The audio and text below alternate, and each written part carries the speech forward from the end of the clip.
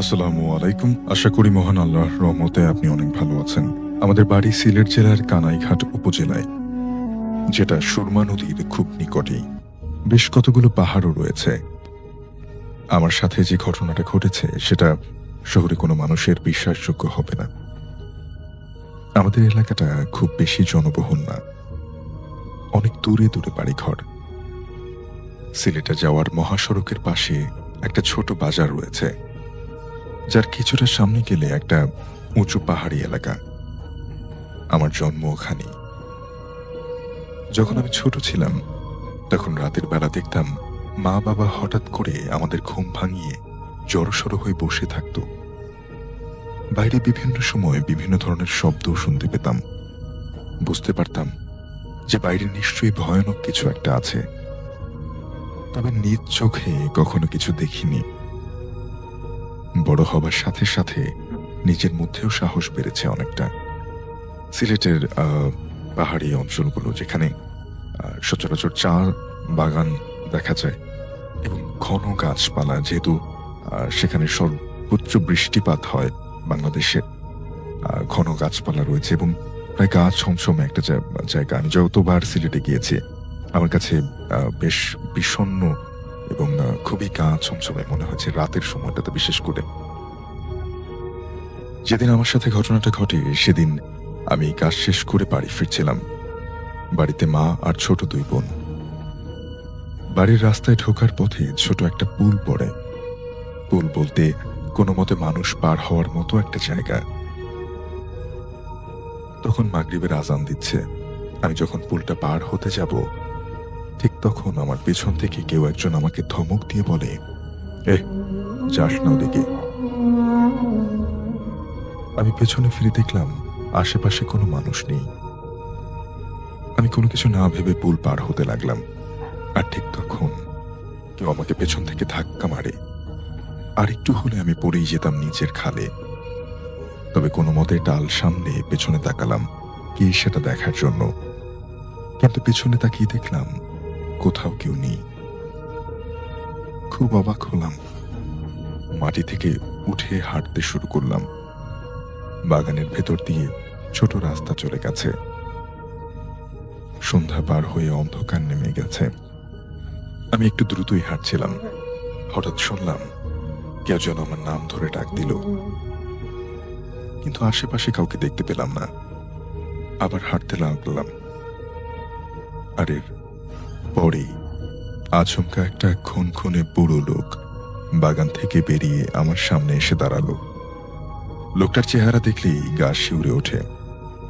লোকটা আমাকে ধমক দিয়ে বলল, তোকে ডাকছি, শুনতে পাচ্ছিস না? আমি বললাম, আপনি কে আর কি হয়েছে? লোকটা এবার কৌতুকের মতো মুখ করে বলল, আয় একটু এদিকে আয়। তারপর আমার হাত ধরে টান দিল। সেই হাত এতটাই ঠান্ডা, আমার মনে হলো যেন একটা বরফ খণ্ড আমার হাতের উপরে রাখা হয়েছে। আমি সাথে সাথে একটা হ্যাঁচকা টান মেরে নিজের হাতটা ছাড়িয়ে নিলাম। লোকটা আমার দিকে রাগী দৃষ্টিতে তাকালো। আমি আর সেদিকে না তাকিয়ে দৌড় দিয়ে ওখান থেকে চলে আসলাম। বাড়ি পৌঁছে গোসল করে খাওয়া দাওয়া করে শুয়ে পড়লাম। লোকটার কথা মনে হচ্ছিল বারবার। অদ্ভুত দেখতে লোকটা। ভ্রু দুটো সোজা উপরের দিকে উঠে গেছে। এসব ভাবতে ভাবতে কখন যে ঘুমিয়ে পড়েছিলাম জানি না। ঘুমের মধ্যে অদ্ভুত একটা স্বপ্ন দেখি। আমি দেখলাম আমার পরিবারের সবাই খুব কান্নাকাটি করছে।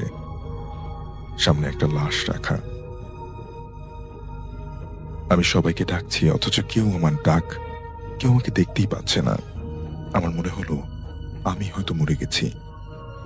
এটা ভাবতে আমার বুকের ভেতরটা ছ্যাদ করে উঠল।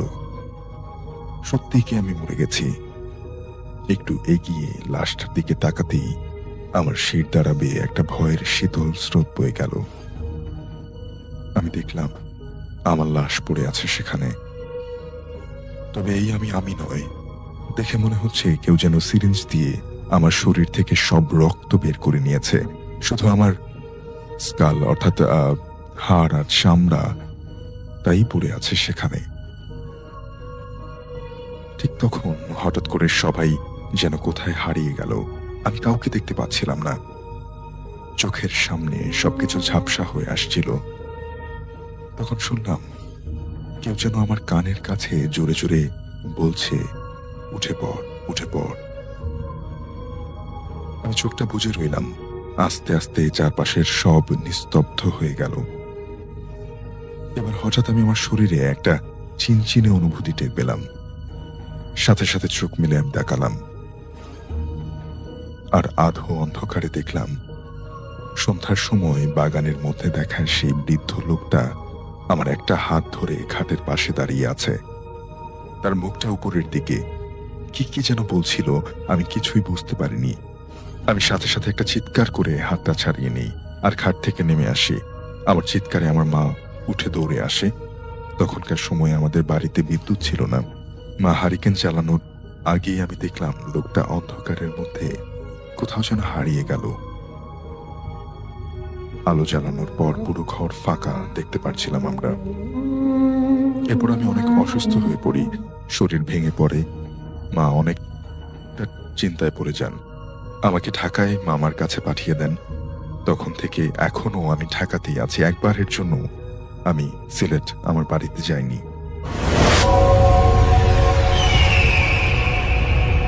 এখন যে ঘটনাটা শেয়ার করব সেই ঘটনাটা আপনাদেরকে আমি তার নাম প্রকাশ করছি না। তো তার বাসা হচ্ছে যশোর জেলার চৌগাছা থানার কোনো একটা গ্রামে। তো ঘটনার শুরু সেই ছোট থেকেই তারা ছিল দুই ভাই এবং তার বাবা মা, এবং তাদের ঘর ছিল একটা, এবং তাদের সাথে সাথে একটা বারান্দা ছিল। তো বারান্দাতে তার বাবা মা এবং তিনি ঘুমাতেন এবং তার বড় ভাই ঘুমাতো ঘরে। তো প্রতি রাতে তিনি ঘুমাতে পারতেন না, সবসময় একটা কালো ছায়া দেখতেন। ছায়াটা দেখতে ছিল ঠিক ক্রিকেট বলের মতো, দুটি বড় বড় চোখ, দাঁতগুলো ছিল প্রায় 4-5 ইঞ্চি বড় বড়, পুরো শরীর কুচকুচে কালো আর 7 ফুটের মতো লম্বা। রাতে ঘুমাতে যাবার সবসময় ঘুমাতে যাবার পর যতই রাত গভীর হতো ততই এটা বেশি তাকে দেখা দিত। তো এইভাবে প্রায় প্রতিদিনই তিনি দেখতো এবং ভয় পেত, এবং দেখার পর তার মাকে সাথে সাথে ডাক দিয়ে বলতো, মা ওটা কি, আমার দিকে তাকিয়ে আছে এবং হাসছে। তখন তার মা তাকিয়ে দেখতো, তখন কিছুই দেখতে পেত না, কিন্তু সেটা দাঁড়িয়ে থাকতো ঠিকই তার পায়ের কাছে, খাটের একদম কর্নারে। তিনি জড়সড় হয়ে তার মাকে জাপটে ধরে চোখ বন্ধ করে ফেলতো। এইভাবেই কাটতে থাকে প্রায় প্রতিটা দিন, প্রতিটা রাত। আর দিনের বেলা অন্য ঘটনা ঘটতো, যেমন তিনি একদিন বাথরুমে গেল, বাথরুমে বের হওয়ার সময় দেখতে পায় একটা বড় অদ্ভুত রঙের সাপ, আয়তনে 4 থেকে 5 ফুট লম্বা, অনেক মোটা, একদম দরজার মুখে হা করে শুয়ে আছে। সেটা দেখেই তিনি জোরে চিৎকার দেয়, কিন্তু অবাক করার বিষয় হলো সেটা তখনই চোখের পলকে হাওয়ায় মিলিয়ে যায়। তার মা এসে তাকে দেখে তিনি কাঁদছে, কিন্তু তার কথা কেউই বিশ্বাস করছে না। তার কিছুদিন পর তিনি আবারও যখন বাথরুমে গেল এবং ভেতরে থাকা অবস্থায় তিনি দেখতে পায় সবুজ রঙের প্রচন্ড দুর্গন্ধযুক্ত কিছু একটা তার ঘাড়ে পিঠেকে যেন ছুঁড়ে মেরেছে। তখন বেরিয়ে এসে তিনি তার মাকে এটা দেখায়, সেটা তার বড় ভাইও দেখে। তারপর বাথরুমের পেছনে গিয়ে দেখতে চাইলো কেউ দুষ্টুমি করে কিনা এরকম কিছু একটা, কিন্তু কাউকে পাওয়া গেল না সেখানে। এবং সেখানে জায়গাটা ছিল আয়তনে বেশ বড়, এরকম কাজ করে এত সহজেই সেখান থেকে কেউ চলে যেতে পারবে না। কিন্তু পরে এটা সবাই চিন্তায় পড়ে যায়, এবং যেটা তার গায়ে এসে পড়লো সেটা এরকম সবুজ কেন, আশেপাশে কেউ না থাকলে কিভাবে সম্ভব গায়ে ছড়ে মারা। এভাবে আর মেনে নেওয়া সম্ভব হচ্ছিল না কারোর পক্ষে। তাই একটা ভালো কবিরাজ দেখানোর সিদ্ধান্ত তার বাবা মা নেয়, এবং তাদের গ্রামের একটা ভালো কবিরাজি, ওই গ্রামেরই কবিরাজ, যিনি রোগীকে দেখেই সব বলে দিতে পারত। তো সম্পর্কে তিনি তার দাদা হতেন। তারপর তার কাছে তাকে নিয়ে যাওয়া হয়, এবং তিনি সোজা বলে দেন তাকে দেখিয়ে কোনো লাভ নাই, তাকে বাড়ি চলে যেতে বলে। অনেক রিকোয়েস্ট করেও কোনো কাজ হয় না, তো তারা পরে বাড়ি চলে আসে। তারপর কিছুটা দূরে একটা মাদ্রাসার হুজুরের সন্ধান পায়, কারণ সৌভাগ্যক্রমে তাদের গ্রামের মসজিদের জুম্মার নামাজ ইমামের চাকরিতে তিনি নিযুক্ত হন। একদিন তার কাছে এই ভাইকে নিয়ে যাওয়া হয়, তার মা তাকে নিয়ে যায়। তিনি রোগী দেখতেন একজন তুলারাশি লোক দ্বারা। ওই ব্যক্তি আয়নাতে রোগীর সামনে সমস্যা দেখার বলার পরপরই হুজুর চিকিৎসা দিতেন। তো তার নাম এবং তার বাবার নাম এবং তার গ্রামের নাম জেনে তার আয়নাতে তিনি দেখা শুরু করলেন।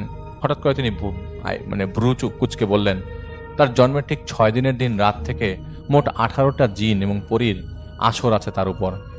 তাকে নাকি অনেক পছন্দ করে, এবং সেই শিশুকাল থেকেই তার সাথে থাকে। শুধু তাই নয়, তাকে একা রেখে তার মা যখন কোথাও কাজ করতে যেত, অস্বাভাবিকভাবেই তিনি কাঁদতো না এবং ক্ষুধাও লাগতো না। তখন তার মা বলল, হ্যাঁ এটা সত্য, যে ছোটবেলায় অন্য সব শিশুর চেয়ে ব্যতিক্রম ছিল। এটা দেখে তার মা বাবা ভাবতো হয়তো তিনি বোবা পাগল হবেন। তারপর আরো একটা রহস্য বের হয়ে আসে, যেটা তিনি যখন যেদিন তিনি জন্ম নেবেন সেদিন রোববার, অমাবস্যার রাত। রোববার রাত 11:30টার দিকে তার মায়ের প্রসব বেদনা শুরু হয় এবং রাত 2টা নাগাদ সোমবার দিন পড়ে যায় তার জন্মের তারিখ। তুলা রাশির লোকজন বলে হয়তো এই কারণেই তার উপরে এই আসরটা বেশি, কিন্তু তারা নাকি তাকে নিয়ে যেতে চায়। তার মা এসব বলে, এগুলি কি বলছেন আপনি? এর থেকে মুক্তি পাওয়ার উপায় বলেন। এই নিয়ে যাওয়া টিয়ে যাওয়া এগুলি কোনো কিছু আমরা মেনে নিতে পারবো না। তখন ওই লোকটা বলে তারা কিছুতেই মানবে না, তাকে নিয়ে যাবেই। তখন ওখানে উপস্থিত সবাই অবাক হয়ে যায়, বলে যে কোনো না কোনো উপায় তো থাকার কথা, চেষ্টা করে দেখেন না। তখন তুলারাশির লোকটা জিনদেরকে বলেন, তোমরা ছেলেটাকে ছেড়ে দিয়ে তার বদলে অন্য কিছু চাইলে নিতে পারো, সেটা তোমাদের দেওয়া হবে। তারা তখন দুটা জোড়া খাসি চায় এবং তার কথা শুনে মা বলে, আমাদের তো এত সামর্থ্য নাই, 2টা খাসি দিব কিভাবে? তো এভাবে লাস্ট পর্যন্ত তাদের পর্যায়ে 2টা মোরগ নিতে রাজি হয়। কিন্তু এর আগেও তারা বলেছে যে তারা ওকে ছেড়ে দিলেও একবারে ছেড়ে যাবে না, তার থেকে অনেক দূরে থেকে অনেক ক্ষতি করার চেষ্টা করবে এবং বিভিন্নভাবে রোগাক্রান্ত করার চেষ্টা করবে। তো সেখানে আর কিছু বলার থাকে না, কারণ এবার আর কিছু বললে তারা বড় ধরনের ক্ষতি করতে পারতো। এই জন্য ওই শর্তে তারা ফিরে আসে। আসার আগে হুজুর একটা তাবিজ দিয়ে বলেন, আজ সারা রাত আলো জ্বালিয়ে রাখবে খাটের নিচে এবং খেয়াল রাখবে আলোটা যেন নিভে না যায়। তারপর শনিবার দিন ওই তাবিজটা আমার হাতে বাঁধতে দিবে। তো শনিবার দিন রাতে সেই হারিকেন তার হাতে বাজি দিতে হবে এবং শনিবার দিন রাতের বেলা হারিকেন জ্বালিয়ে রাখা হয়। তো তাদের এলাকায় বিদ্যুৎ ছিল না। তো আলো জ্বালিয়ে রাখার পর এশার নামাজ পরপরই দেখে যে খাটের নিচে 1 টাকার কয়েন, মানে 1 টাকার কয়েন তো হাতের মুঠোতে নিয়ে এক পাশ থেকে অন্য পাশ গড়িয়ে দিলে যেমন আওয়াজ হয় ঠিক তেমন ভাবে আওয়াজ আসতে শুরু করে। এটা দেখে অনেক ভয় পেয়ে যায় তারা সবাই এবং চুপ করে খাটের উপর বসে রইল সারা রাত। কিন্তু রাত 2টা থেকে 2:30 বাজে ঠিক এমন সময় হারিকেনের তেল ফুরিয়ে যাওয়ার কারণে হারিকেনটা নিভে যায় আর সেই আওয়াজ ওই একইভাবে আসতে থাকে এবং ফজরের সময় বন্ধ হয়ে যায়। বিষয়টা একটু গড়বড় হওয়ার কারণে তারা আবারও হুজুরের কাছে যায়। তিনি তুলার সেই লোকটি দ্বারা জানালেন, ভয় নেই, যেটা দরকার ছিল সেটা হয়ে গেছে। কিন্তু হারিকেনটা যদি ফজরের আজান পর্যন্ত জ্বলতো তবে ওরা একেবারেই কোনো ক্ষতি করতে পারতো না। তো যতই দূর থেকে ক্ষতি করার চেষ্টা করুক না কেন, এখন থেকে একটু সাবধানে থাকতে হবে। তারপর থেকে আজ অবধি তার মাইগ্রেনের রোগী তিনি হয়ে গেছেন এবং বিভিন্ন ধরনের শারীরিক ও মানসিক সমস্যায় তিনি ভুগছেন। কখনো পুরোপুরি সুস্থ হতে পারেননি, অনেক ডাক্তার অনেক কবিরাজের সমাধান দিতে পারেনি। তার বয়স এখন 20 বছর এবং তিনি আরো কিছু ঘটনা তার ভাইকে নিয়ে আমাকে বলবেন, সে বলেছেন যে শেয়ার করবেন। তো তার ভাই 23 বছর বয়সে 2013 সালে মৃত্যুবরণ করেছেন, ব্লাড ক্যান্সার ধরা পড়ে। কিন্তু তার কখনো শারীরিক বা মানসিক কোনো সমস্যা ছিল না। 1 সপ্তাহের ভিতরে ধরা পড়ে এবং এই দুর্ঘটনা হয়ে যায়। আসসালামু আলাইকুম প্রিয় লিসেনার্স, আপনাদের জন্য আবারও নিয়ে আসলাম আমাদের আজকের এপিসোড। এই এপিসোডটির মাধ্যমে আপনারা শুনতে পারবেন সবথেকে ভয়ানক কিছু ঘটনা, যেই ঘটনাগুলো আপনাদের অনেক বেশি ভয় যোগাতে সাহায্য করবে। যারা এইরকম ভয়ানক ঘটনাগুলো শুনতে চান তাদের জন্য কিন্তু আজকের এপিসোডটাও অনেক বেশি স্পেশাল হতে যাচ্ছে, কারণ আজকের এপিসোডের প্রত্যেকটা ঘটনা অনেক বেশি স্পেশাল, ভয়ানক, বাছাই করা সেরা ঘটনাগুলোর মধ্যে অন্যতম কিছু ঘটনা থাকছে আজকে। তো প্রিয় লিসেনার্স, যারা আমাদের আজকের ভিডিওটি প্লে করেছেন তারা অবশ্যই ভয়ের জন্য প্রস্তুত হয়ে যান, আর শেষ পর্যন্ত কন্টিনিউ করলেই আপনারা বুঝতে পারবেন যে আজকের এপিসোডটা কতটা স্পেশাল ছিল। তো আর কথা না বাড়িয়ে চলেন আপনারা এবং আমি সহ শুনে আসি আজকের সকল ভয়ানক ঘটনাগুলো। ঘটনাটি নতুন পেলেও ঘটনাটি ঘটেছে কিন্তু অনেক আগে। সম্ভাব্য সময় 1968 কি 69 সাল, এমন একটি সময়। যার সঙ্গে ঘটেছিল তিনি পেশায় একজন হোমিওপ্যাথি ডাক্তার। আজকে যেখানে রাজবাড়ী জেলার মাছ বাজার রয়েছে, এই মাছ বাজারের কাছেই তার একটি ছোট্ট টিনের হোমিওপ্যাথির ডিসপেন্সারি ছিল। তার নাম ছিল সনাতন। সবাই তাকে সনাতন ডাক্তার নামেই চিনত। ডাক্তার হিসাবে তার তেমন কোনো খ্যাতি ছিল না, কিন্তু মানুষ হিসাবে তিনি বিনয়ী, সদালাপী এবং পরোপকারী ছিলেন। এই বিষয়ে ওনার যথেষ্ট সুনাম ছিল। হোমিওপ্যাথি ডাক্তার হিসাবে তিনি টুকটাক চিকিৎসা করতেন। কখনো কখনো কোনো বাড়িতে যদি কোনো অসুস্থ রোগী থাকতো, ডাক পড়লে তিনি সেখানে সেই রোগীকেও দেখতে যেতেন। ওনার দোকানে একজন কম্পাউন্ডার ছিল, তার নাম ছিল আব্দুর রহিম। তো মোটামুটি চলে যাচ্ছিল। সনাতন ডাক্তারের বাড়ি ছিল রাজবাড়ী জেলার কুঠি পাচুরিয়া নামক একটি গ্রামে, যেটা রাজবাড়ী থেকে মোটামুটি যদি আমি চিন্তা করি যে সাইকেল চালিয়ে যেতে হবে, তাহলে মোটামুটি প্রায় 10-12 কিলোমিটার। তো ওনার একটা বাইসাইকেল ছিল, উনি সাইকেল নিয়েই আসা যাওয়া করতেন সবসময়। ঘটনাটি যখন ঘটে তখন ছিল শীতকাল।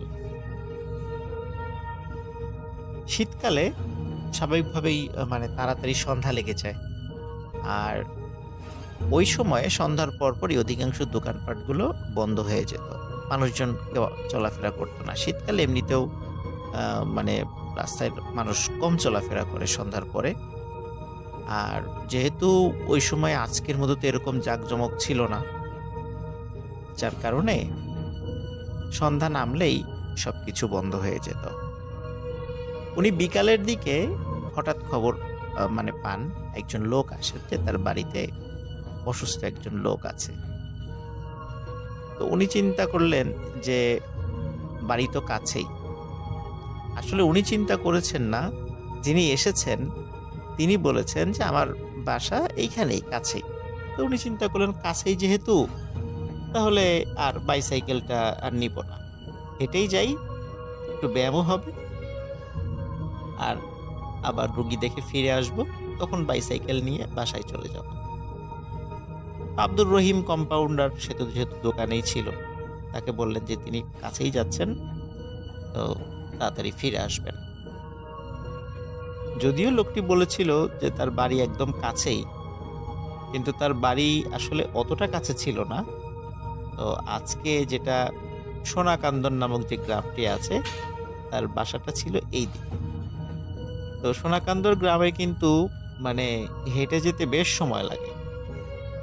তো ডাক্তার সাহেব বলেছে তোমার বাড়ি এতটা দূরে, আমাকে আগে থেকে বলো নাই কেন, তাহলে সাইকেলটা নিয়ে আসতাম।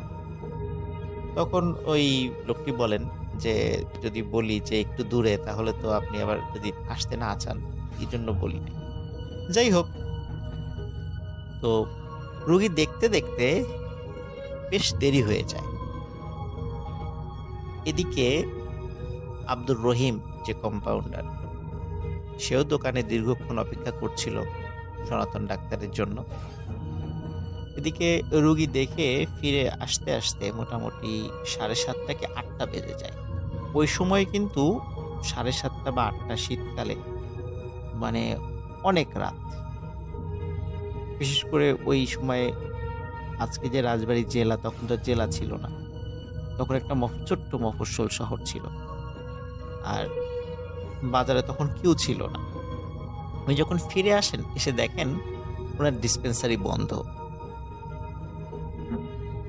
উনি ভাবলেন যে ওনার দেরি দেখে আব্দুর রহিম ডিসপেন্সারি বন্ধ করে চলে গেছে, কিন্তু উনি পড়লেন এক বিপদ। কারণ হচ্ছে ওনার বাইসাইকেলটা তো এই ডিসপেন্সারির মধ্যেই, এখন এর চাবিটা তো ওনার কাছে আর নাই। উনি তো মনে করেছিলেন যে একটু পরেই ফিরে আসবেন, যার কারণে এক্সট্রা চাবিটা উনি নিয়ে যান নাই। ওই এক্সট্রা চাবিটাও ওই মানে ডিসপেন্সারির মধ্যেই রয়েছে। তো উনি চিন্তা করলেন কি আর করা, আজকে বাড়িতে পায়ে হেঁটেই যেতে হবে। উনি হাঁটা শুরু করলেন। উনি রাজবাড়ী বাজার পাড়ি দিয়ে আজকে যে লোকোশেড যে জায়গাটি রয়েছে, যে লোকোশেড নিয়ে অনেক গল্প রয়েছে, আমি নিজেও অনেক হন্টেড প্লেস হিসাবে সেখানকার অনেক ঘটনা বলেছি। তো সেই লোকোশেড দিয়ে সোজা উনি হাঁটা শুরু করলেন পাচুরিয়ার দিকে। এখানে একটি বিষয় বলে রাখা ভালো প্রিয় লিসেনার, সেটি হচ্ছে যে যারা রাজবাড়ী জেলার আছেন তারা নিশ্চয়ই আমার এই স্টোরিটি শুনে বুঝতে পারবেন। সেটি হচ্ছে যে লোকোশেড থেকে গোয়ালন্দ ঘাট পর্যন্ত যাওয়ার আজকে যে রেল লাইনটা রয়েছে, এই রেল লাইনটা কিন্তু একটা সময় ছিল না। 1871 সালের দিকে এই রেল লাইনটা গোয়ালন্দ ঘাট পর্যন্ত কিন্তু অন্য দিক দিয়ে ছিল। তো পরবর্তীতে বন্যা বা বিভিন্ন কারণে নদী ভাঙন, যার ফলে রেল লাইনটা ক্ষতিগ্রস্ত হলে পরবর্তীতে এই পাচুরিয়া হয়ে রেল লাইনটা গোয়ালন্দ ঘাট পর্যন্ত নেওয়া হয়। আরেকটা বিষয় যে লোকোশেড হন্টেড প্লেস হিসাবে আমি অনেকগুলো গল্প বলেছি। এই হন্টেড প্লেস কিন্তু হয়েছে আমাদের 1971 সালে মহান মুক্তিযুদ্ধের পরে। কারণ মুক্তিযুদ্ধের সময় অসংখ্য মানুষকে এই লোকোশেডের এখানে হত্যা করা হয়, যার ফলে কিন্তু পরবর্তীতে এখানে একটা বধ্যভূমির স্তম্ভও করা হয়েছে। আর এই ঘটনা, বিশেষ করে হন্টেড ঘটনাগুলো 1971 সালের পর থেকে বিভিন্ন মানুষের সাথে ঘটে আসছে। সাধারণত আগে এই জায়গাটা হন্টেড ছিল না, যার ফলে উনি যখন লোকোশেডের ওই জায়গাটা পার হয়ে সোজা হাঁটা শুরু করেছেন পাঁচুড়িয়ার দিকে, ওইখানে ওনার সাথে কোনো ঘটনা ঘটে। প্রিয় লিসেনার্স, এখন যে স্টোরিটা আমি বলছি এটি কিন্তু মাত্র এক রাতের একটি ঘটনা। এক রাত্রে এই ঘটনার মানে শুরু এবং এই এক রাতে এখানে শেষ। যাই হোক, উনি চলছেন, সোজা চলছেন। ওই দিন চাঁদের আলো বেশ মানে স্বচ্ছ ছিল, কুয়াশাও কম ছিল, যদিও শীতকাল ছিল, বাট কুয়াশার প্রকোপটা কম ছিল, যার ফলে ওনার চলতে খুব অসুবিধা হচ্ছিল না। তবে রাস্তাঘাটে কোনো মানুষ ছিল না, উনি একা একাই চলছিলেন। ওনার হাতে ছোট্ট একটি টর্চ লাইট ছিল।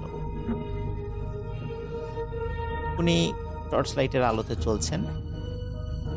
উনি যখন লোকোশেড পার হয়ে আরো সোজা হেঁটে আজকের যে দাঁতশি বাজার নামক একটা জায়গা আছে, তো দাঁতশি বাজার পার হওয়ার পরে বেশ একটা লম্বা জায়গা রয়েছে, মানে আজকের যে রেলপথের যে জায়গাটি সেটা আমি বলছি, যে সেখান দিয়ে কিন্তু অনেক দূর, এখনো ঘরবাড়ি তুলনামূলক বেশ কম আছে।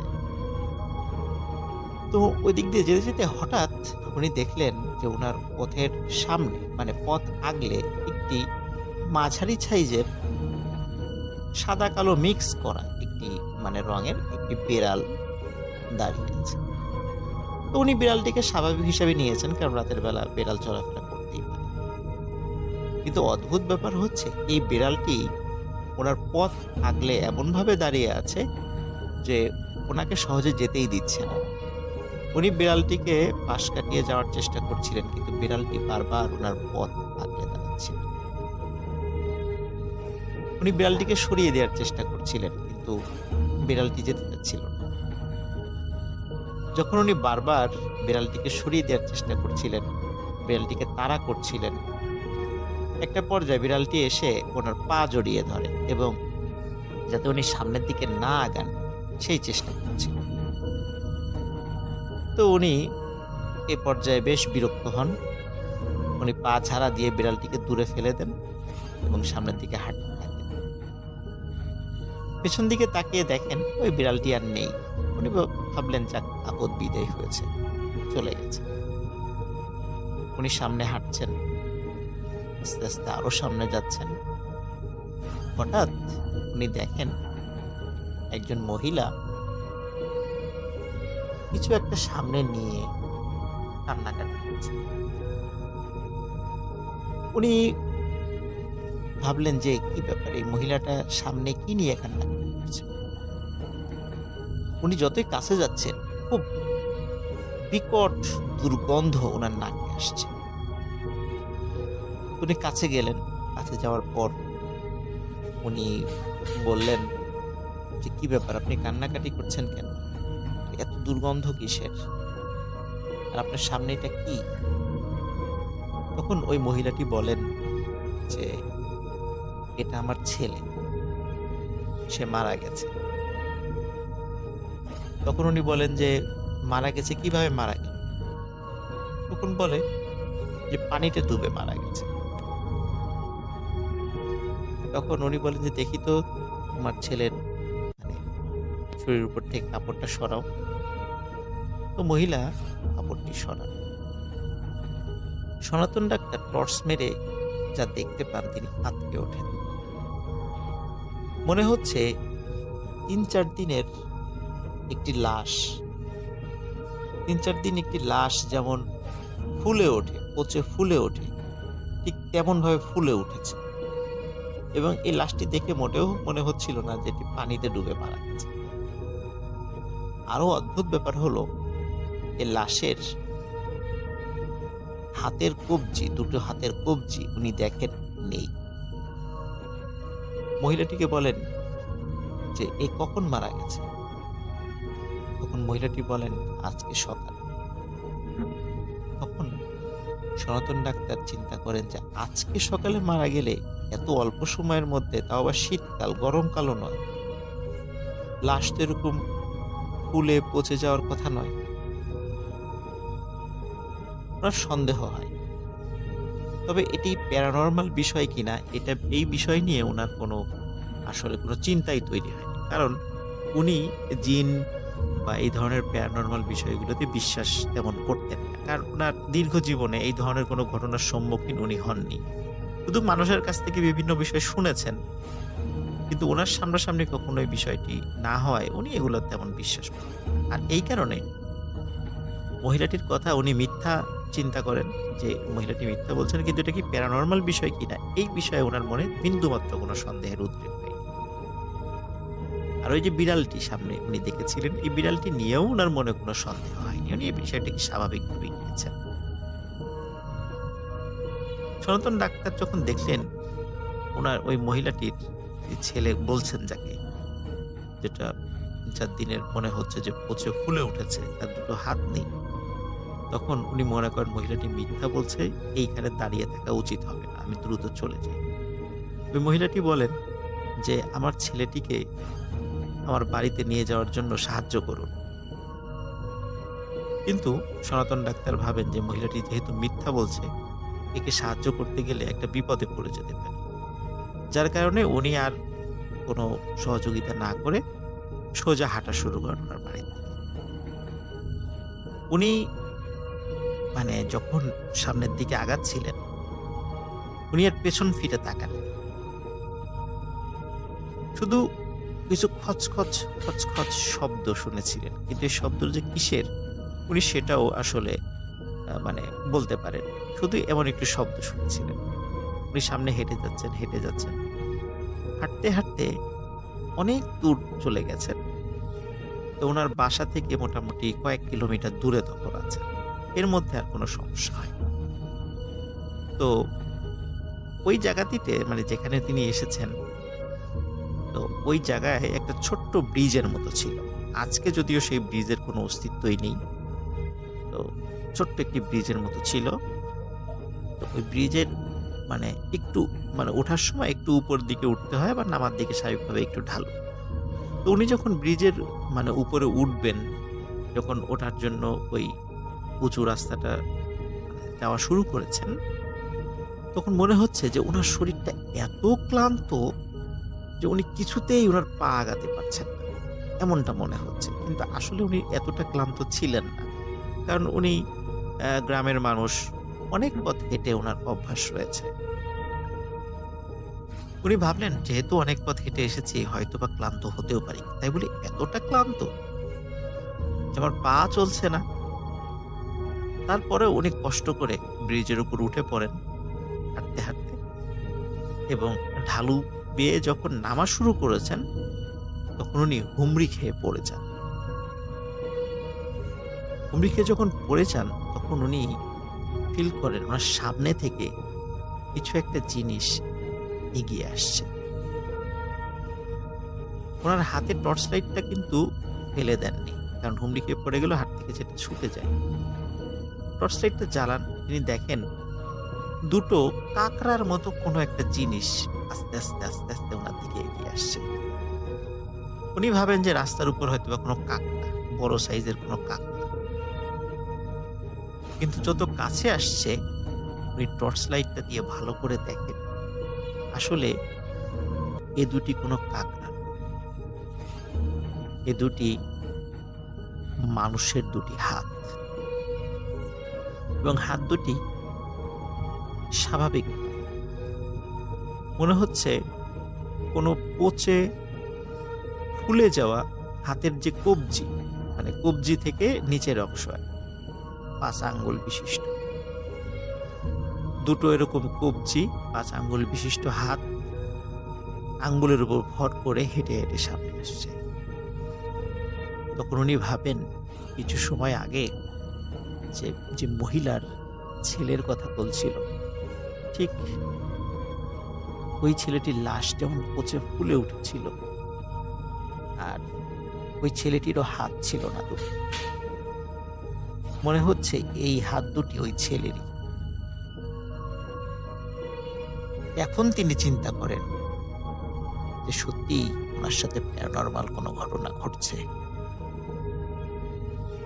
উনি উঠে দাঁড়ান, উঠে দাঁড়িয়ে দৌড়ানোর চেষ্টা করেন, কিন্তু ওনার মনে হচ্ছিল ওনার পায়ে জোর নেই, পা অবশ হয়ে গেছে, ওনার পায়ে জোর পাচ্ছিলেন না।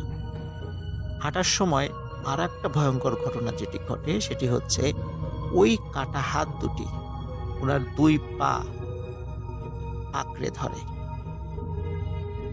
যার ফলে ওনার হাঁটার গতি আরো কমে আসে। তখন উনি ওনার ধর্মের যে শ্লোক আছে, মন্ত্র আছে, সেগুলো পাঠ করতে থাকেন এবং সৃষ্টিকর্তাকে ডাকতে থাকেন। উনি প্রচন্ড শক্তি দিয়ে পা থেকে পাটাকে আশ্রয় এটাকে বলে যে ঝাড়ি দিয়ে ওই কাটা হাতকে দূরে ফেলে দেন। এরকম করে দুই পা থেকেই ওই দুটা হাতকে উনি দূরে ফেলে দিয়ে এইবার ওনার গায়ে মনে হচ্ছে শক্তি চলে এসেছে। উনি দৌড়াতে থাকেন, দৌড়াতে দৌড়াতে সামনে গিয়ে একটা লোকের সাথে তিনি ধাক্কা খান তিনি। তখন লোকটি বলে ওঠে, এই কে কে? তখন সনাতন ডাক্তার বলে, এই তুই রহিম না? বলে, হ্যাঁ কাকা, আপনার দেরি দেখে তো আমি দোকান বন্ধ করে চলে যাচ্ছি। আমি তো আবার সাইকেল চালাইতে পারি না। এখন আগামীকালকে আমি দোকানে আসবো না, আমার বাড়িতে একটা কাজ আছে। এই জন্য চিন্তা করলাম যে দোকানের চাবিটা আপনার বাড়িতে দিয়ে আসি। এই জন্য আমি হেঁটে হেঁটে এই পথ দিয়ে রওনা দিয়ে যাচ্ছি। তা আপনাকে এমন দেখাচ্ছে কেন? তখন সনাতন ডাক্তার সব ঘটনা খুলে বলেন।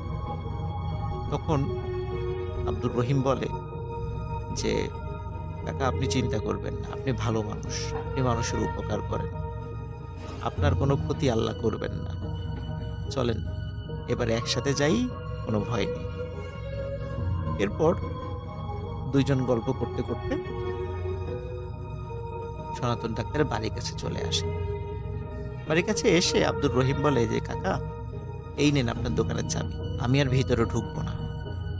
তখন সনাতন ডাক্তার বলেন, বলিস কি রে, এতটা পথ হেঁটে এলি, বাড়িতে চল, কিছু খাওয়া দাওয়া করে যা।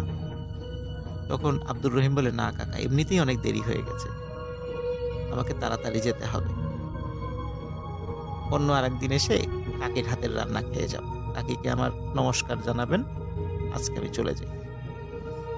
যেহেতু সনাতন ডাক্তার দেখলেন যে আব্দুর রহিম যেতেই চাচ্ছে না, তো উনিও খুব বেশি জোর করলেন না, যেহেতু রাত হয়ে যাচ্ছিল, তাকেও ফিরতে হবে।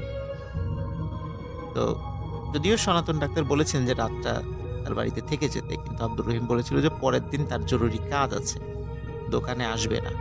এই জন্য উনিও আসলে তাকে আর আটকাননি। উনি বাড়িতে চলে আসেন। ওনার বাড়িতে এসে এই ঘটনা খুলে বলেন সবাই। তো যাই হোক, ঘটনাটির একদম সমাপ্তির দিকে চলে এসেছি, কিন্তু আরো একটি বিষয় বাকি রয়েছে প্রিয় লিসেনার্স। সেটি হচ্ছে, পরের দিন উনি দোকানে গিয়ে অবাক হয়ে যান। দেখেন যে আব্দুর রহিম দোকান খুলে বসে আছে, কারণ দোকানের চাবি দুটো, একটা হচ্ছে সনাতন ডাক্তারের কাছেও থাকে, আর একটা চাবি আব্দুর রহিমের কাছেও থাকে। দেখেন আব্দুর রহিম দোকান খুলে বসে আছে সকালবেলা। বলবেন, কি রে আব্দুর রহিম, তুই যাস নাই? তোর না আজকে কাজ আছে? আব্দুর রহিম তো বলে যে, কই আমার কাজ আছে, আমি কখন বললাম? বলে, কেন, তুই না কালকে রাত্রে আমাকে এগিয়ে দিলি বাসা পর্যন্ত, তারপর আমার কাছে চাবি দিলি, বললি যে তুই আজকে দোকানে আসতে পারবি না। বলে, কই কাকা, না তো, আমি তো আপনার দেরি দেখে দোকান বন্ধ করে চলে গেছি, আর দোকানের ডুপ্লিকেট চাবি তো দোকানের মধ্যেই ছিল। পরে আমি এসে দেখি যে দোকানের চাবি দোকানের মধ্যে নেই। আমি ভাবলাম যে কি হলো, আমি কি হারিয়ে ফেললাম কি না। এখন দেখি যে আপনি বলছেন যে আপনার কাছে চাবি। আব্দুর রহিমও অবাক হয় এই চাবিটা ওনার কাছে কিভাবে গেল। আর সনাতন ডাক্তার অবাক হন, যদি আব্দুর রহিম কালকে দোকান বন্ধ করে সে বাড়িতেই চলে গিয়ে থাকে, তাহলে রাতের বেলা কে আমাকে এগিয়ে দিল, কে আমাকে সঙ্গ দিয়ে বাড়ি পর্যন্ত পৌঁছে দিল, আমার সাথে যে ভয়ঙ্কর ঘটনাগুলো ঘটছিল তার উপস্থিতিতে আমি প্রাণের রক্ষা পেলাম। আসসালামু আলাইকুম রাসেল ভাই, আশা করছি আপনি ভালো আছেন। রাসেল ভাই, আজকে আমি যে ঘটনাটি আপনার সঙ্গে শেয়ার করছি, এই ঘটনাটা একটা সিলেটের চা বাগানের ঘটনা। তো ঘটনাটা আমি সরাসরি শুরু করছি। সিলেটের আপনারা সকলেই জানেন যে অধিকাংশ জায়গায় কিন্তু চা বাগান। আর আজকের যে ঘটনাটা আমি বলছি, এই ঘটনাটা চা বাগানকে নিয়েই। আর চা বাগানের মধ্যে দুই ধরনের শ্রমিক থাকে। এক ধরনের শ্রমিক হচ্ছে সকালবেলা কাজ করে তারা বাড়ি ফিরে যায়, আরেক ধরনের শ্রমিক আছে তারা বিকাল পর্যন্ত কাজ করে। তো আজকের যেই মানে ঘটনাটা, এই ঘটনাটার যিনি ভুক্তভোগী তিনি হচ্ছেন এই যে বিকাল টাইমে বা দ্বিতীয় শিফটে কাজ করতেন।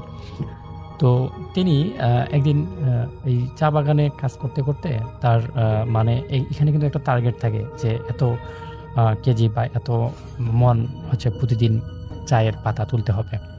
তো উনি ওনার টার্গেট ফিল আপ করতে করতে রাত প্রায় ঘনিয়ে আসতেছে, সন্ধ্যা পার হয়ে রাত হবে এরকম সময় উনি ওনার যে ছিল, ওই যে কি বলে মানে চা পাতাগুলো ছিল, সেই সব পাতাগুলো তিনি রেডি করে মালিকের কাছে জমা দিয়ে দেন। জমা দেওয়ার পর তার যে বাড়ি ফিরতে হবে, তার বাড়িটাও এই চা বাগানের ভিতর দিয়েই যেতে হয়। তো তিনি রাতের দিকে যখন এই মানে ভিতর দিয়ে যাচ্ছেন, তখন তিনি একটা সাদা শাড়ি পরা মহিলাকে সেই চা বাগানের ভিতরে হাঁটতে দেখেন। এবং এটা দেখার পর তিনি বেশ খানিকটা অবাক হয়ে যান যে এখনো চা বাগানে চা তুলতেছে, বিষয়টা তো সত্যিই মানে অনেক মানে আশ্চর্যজনক বিষয়। তো তিনি কি করলেন যে আমি তার কাছে যেয়ে একটু হেল্প করি। তো তিনি যখন সেখানে গেলেন, দেখলেন যে মানে সেখানে যাওয়ার আগেই সেই যে সাদা শাড়ি পরা মহিলাটা ছিল সেটা মিলিয়ে যেত। তো তখন এই বিষয়টা উনি বেশ খানিকটা অবাক হয়ে যান এবং পরদিন সকালে তিনি তার যে সহপাঠী আছে বা তার যে সহকর্মীরা আছে তাদেরকে জিজ্ঞেস করেন। তো তারা বলেন যে বহু বছর আগে এক নারী সেখানে আত্মহত্যা করেছিলেন। এরপর থেকেই এই ঘটনাটা শুরু হয়। কয়েকজন মানুষ বা যাদের মানে রাশি খারাপ থাকে তারাই এই নারীকে দেখতে পান। তারপর সেই যে চায়ের মালিক আছে, তিনি কয়েকজন পাহারাদার আছে সেখানে, তারা দাবি করেছিলেন যে গভীর রাতে তারা কান্নার শব্দ আর হাতের চুরির যে আওয়াজ আছে সেই আওয়াজটা তারা শুনতে পারেন। তো এইরকম একটা অবস্থায় যে চায়ের শ্রমিকরা ছিল তারা মিলে এই বিষয়টাকে অনেক বেশি আর কি ভয়ানক করে তুলে। তারা মানে কি বলবো, এই চা বাগানে মানে চা তোলার জন্য তারা মানে আপত্তি জানায় আর কি। যাই হোক, মানে যেই ঘটনাটা আরো বেশি হয়ে যায়, মানে মানে আরো বেশি ভয়ানক তুলে, সেটা হচ্ছে এক মহিলা একদিন রাত্রের মানে শেষ অংশে একদম মানে ফজরের আজান দিয়ে দিয়েছে, তারপরে এখনো কুয়াশা আছে, মানে ঘটনা একদম দিনের বেলায়। তো তার বাড়িতে তিনি তার কাজটা শেষ করে তাড়াতাড়ি চা বাগানে চলে আসেন। তো চা বাগানে যখন তিনি চলে আসেন, দেখেন যে একজন নারী আগের থেকেই চায়ের পাতা তোলা শুরু করে দিয়েছে। উনি বেশ খানিকটা অবাক হয়ে গেলেন যে আমি আজকে সবার আগে আসলাম, ওইখানে তো কারো কোনো জিনিসপাতি দেখলাম না, তাহলে এত সকালবেলা কে ওখানে চা তুলছে? তখন তিনি কাছে গিয়ে ডাকলেন, ওখানে কে, আপনি কে? তো যখন এই কথাগুলো বলছে, তখন ওই যে সাদা শাড়ি পরা যে মহিলাটা, সেটা কোনো কথা বলছে না। কথা না বলার না বলছে, তখন ইনি ভাবছেন যে আসলে ইনি হচ্ছে হয়তো বোবা বা শুনতে পারে না, যাই হোক আমি আমার মতো কাজ করি। তখন তিনি ওই বিষয়টা বাদ দিয়ে তিনি তার মতো কাজ করা শুরু করলেন এবং তার পাশেই আর কি ওই সাদা যে নারীটা ছিল তার পাশেই তিনি কাজ করা শুরু করলেন। একটা সময় দেখলেন যে সেই সাদা যে রঙের যে শাড়ি পরা মহিলাটা ছিল, সেই মহিলাটাকে আর তিনি দেখতে পাচ্ছেন না। এবার তিনি বেশ খানিকটা অবাক হয়ে গেলেন যে আসলে এখনই এখানে ছিল, আবার নাই। তো তিনি মানে এই বিষয়টা তিনি জানতেন না যে এখানে এই নারীটা এরকম হয়, কারণ তিনি নতুন শ্রমিক ছিলেন। তো পরে তিনি সেটার পিছনে আর কি লাগলেন যে আসলে আমি দেখি যেখানে কিছু আছে। তারপর তিনি সেই জায়গায় যাওয়ার পর দেখলেন যে এখানে আর উনি নেই। তো না থাকার পর উনি ভাবলেন যে হয়তো চলে গেছে বা এটা হতে পারে। তারপর তিনি তার মতো কাজ করা শুরু করলেন। কাজ করার পর তিনিও সেদিন চলে গেলেন, তার সাথেও কিছু হয়নি। কিন্তু মূল কাহিনীটা হয় একটা ছেলের সাথে, যে কিনা একটু ভীতু টাইপের ছেলে। তার পরিবারে অভাব থাকার কারণে সে সেই চা বাগানে শ্রমিকের কাজ করে। তো সে যেহেতু ছেলে মানুষ, তো মালিক তাকে বলে যে সে দ্বিতীয় শিফটে কাজ করত। মালিক তাকে বলে যে তোমারটা একটু পরে নেই, মহিলা মানুষরা আছে তার আগে যাক। তো সে কোনো আপত্তি না জানিয়ে বলে ঠিক আছে। তো তার চা পাতাগুলো মানে দেখতে দেখতে মানে পরিমাপ করতে করতে প্রায় মাগরিবের আজান দিয়ে দেয়। সন্ধ্যাবেলায় যখন সে বাড়ির দিকে ফিরতেছে, সেই চা বাগানের ছোট একটা নদী টাইপের আছে, সেই নদীর উপর একটা পুল আছে। তো সেই পুল দিয়ে যখন সে যাচ্ছে, পুল মানে ছোট ব্রিজ, আমি গ্রামের ভাষায় বলছি যে পুল, কিন্তু ব্রিজ বলতে ওই যে ছোট পানি উপরে আর কি ছোট একটা ব্রিজ যেটা লাগানো হয়, সেই ব্রিজ। যখন সে এই ব্রিজের কাছাকাছি চলে আসলো, তখন দেখলো পানির ওপর থেকে একটা অবয়ব ভেসে উঠছে তার সামনে। তো সে এটা দেখে বেশ খানিকটা ভয় পেয়ে যায়। ভয় পাওয়ার পর সে তার পিছন দিকে ব্যাক করতে চায়, যে তার মালিক তো এখন ওই চা বাগানেই আছে। তো সে কি করতে চায়, তার মনে চায় যে না, সামনে আর না যাই, পিছনে যাই। সে কিন্তু এটা জানতো যে এই চা বাগানে এরকম একটা সাদা নারী পাওয়া যায়, কিন্তু সে কখনো তার সম্মুখীন হননি। এই প্রথমবার সে সেই চা বাগানের ওই সাদা নারীর সম্মুখীন হয়েছেন। এবং তিনি ওই ছেলেটা ভাবলো যে আমি সামনে না যাই, পিছনেই চলে যাই। তো তার মনে এতটুকু সাহস ছিল। তো যখন সে পিছনের দিকে ফিরল, তখন দেখতে পারলো যে ওই অবয়বটা তো আছে, এই পিছনে এখন ওই যে সাদা মহিলাটা যেটা ঘুরে বেড়ায় এই চা বাগানে, সেই মহিলাকে, মানে তার সামনে একটা আবার পিছনে একটা। এখন এই দুইটার মাঝখানে পড়াতে সে মানে এত বেশি অবাক হয়ে যায় যে আসলে তার সঙ্গে এটা হচ্ছেটা কি। তারপর যেহেতু সে এই বিষয়গুলো আগের থেকে জানে, সে তার যে যতটুকু জানা ছিল সূরা মন্ত্রতন্ত্র এগুলা সে পাঠ করা শুরু করে। তারপর দেখে যে না, কোনোটাই কাজ হচ্ছে না। এই যে পিছনের সাদা কাপড় পরা মহিলা এবং সামনের যে অবয়বটা আছে, সেই দুইজনেই তার দিকে আস্তে আস্তে এগিয়ে আসে। তো এইটা যখন সে দেখতে পারে, তখন সে খুব জোরে চিৎকার করে সেখানে অজ্ঞান হয়ে পড়ে। এবং অজ্ঞান হওয়ার পর যখন তার এই চিৎকার ওই যে চা শ্রমিকের মানে যারা মালিক ছিল তারা শুনতে পারে, তারা খুব তাড়াতাড়ি এখানে চলে আসে। তারা এসে দেখে যে এই যে ছেলেটা ছিল সে এখানে অজ্ঞান হয়ে পড়ে আছে। তারপর যখন তারা তাদের এই চা বাগানের একজন আর কি মুরব্বী ছিল, যেখানে একটা মসজিদ ছিল, সেই মসজিদের যে হুজুর ছিল তাকে নিয়ে আসেন। এবং নিয়ে আসার পর যখন আর কি তিনি দেখেন যে এইরকম একটা অবস্থা ঘটেই গেছে, তো এই নারী এবার করছে, তাকে ভয় অলরেডি দেখিয়ে ফেলেছে। এবং তারপর যখন ওই ছেলেকে বাড়ি নিয়ে যাওয়া হয়, সে প্রচণ্ড রকমের জ্বর, প্রচণ্ড রকমের মাথা ব্যথা এবং আরও অনেক সমস্যা তাকে জর্জরিত করে ফেলে। এবার শ্রমিকরা সবাই মিলে আন্দোলন করে যে আসলে এর একটা বিহিত করতে হবে, তাহলে আমরা এখানে কেউ কাজ করব না, কোনো কিছু করব না। তারপর সেই চা মালিক একজন উন্নত মানের কবিরাজ, তান্ত্রিক এবং একজন বড় মাওলানা নিয়ে আসেন। তারপর তিনজনে মিলে যুক্তি করে যে কিভাবে আসলে এটাকে বিতাড়িত করা যায়, কিভাবে এটাকে ঠিকঠাক করা যায়। দেন তারা 3 দিন 3 রাত সেখানে তপস্যা করেন, সবার মতো চেষ্টা করেন। চেষ্টা করার পর এক সময় তারা সেই সাদা যে মহিলা, কাপড় পরা মহিলা, সেই মহিলাকে মানে তারা রিচ করতে পারেন, তার সঙ্গে কথা বলার একটা সুযোগ তৈরি করতে পারেন। কথা বলে তার সঙ্গে এরকম আর কি কথা হয় যে তিনি বলেন যে আমাকে যে এখানে আত্মহত্যা করার জন্য বাধ্য করেছে, আমি তার শাস্তি চাই। তাকে যদি শাস্তি দেওয়া হয় তাহলে আমি এখান থেকে চলে যাব, আমি কারোর সাথে এইরকম কোনো কিছু করব না। এখন মানে ওই যিনি আর কি কবিরাজ, তিনি তাকে বলেন যে আমরা কিভাবে বুঝবো কে তোমার সাথে অন্যায়টা করেছে, কে তোমাকে এরকম একটা কাজ তোমার সাথে করেছে। তখন ওই অবয়বটা বলে যে এই চা শ্রমিকের একজন মালিক ছিল, যে মালিক ছিল খুবই খারাপ সেই মালিক তাকে বেশ কিছুদিন থেকে তাকে তার ন্যায্য অধিকার দিচ্ছিল না। তার যে মানে পারিশ্রমিক ছিল সেই পারিশ্রমিকটা দেয়নি। সেই কারণেই সে আস্তে আস্তে পরিবারের খুব অসচ্ছলতা আসার পর একটা সময় সেই রকম একটা সিদ্ধান্ত নেয়।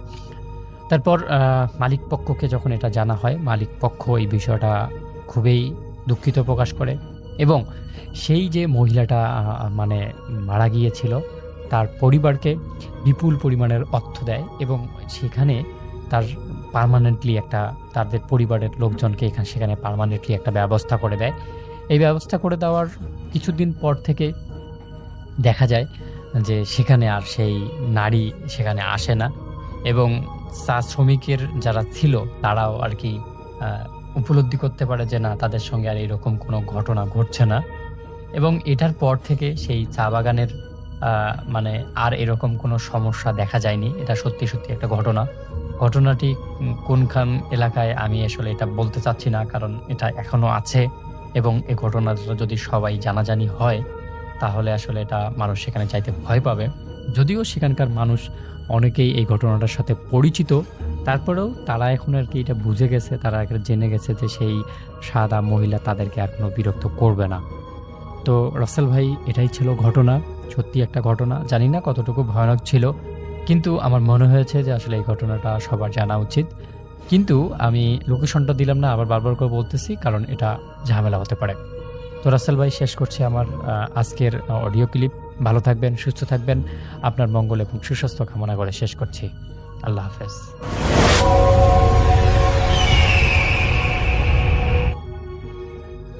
আমার নাম মহসিনা ফেরদৌসী মাইন, লিখছি গাজীপুরের মাওনা থেকে।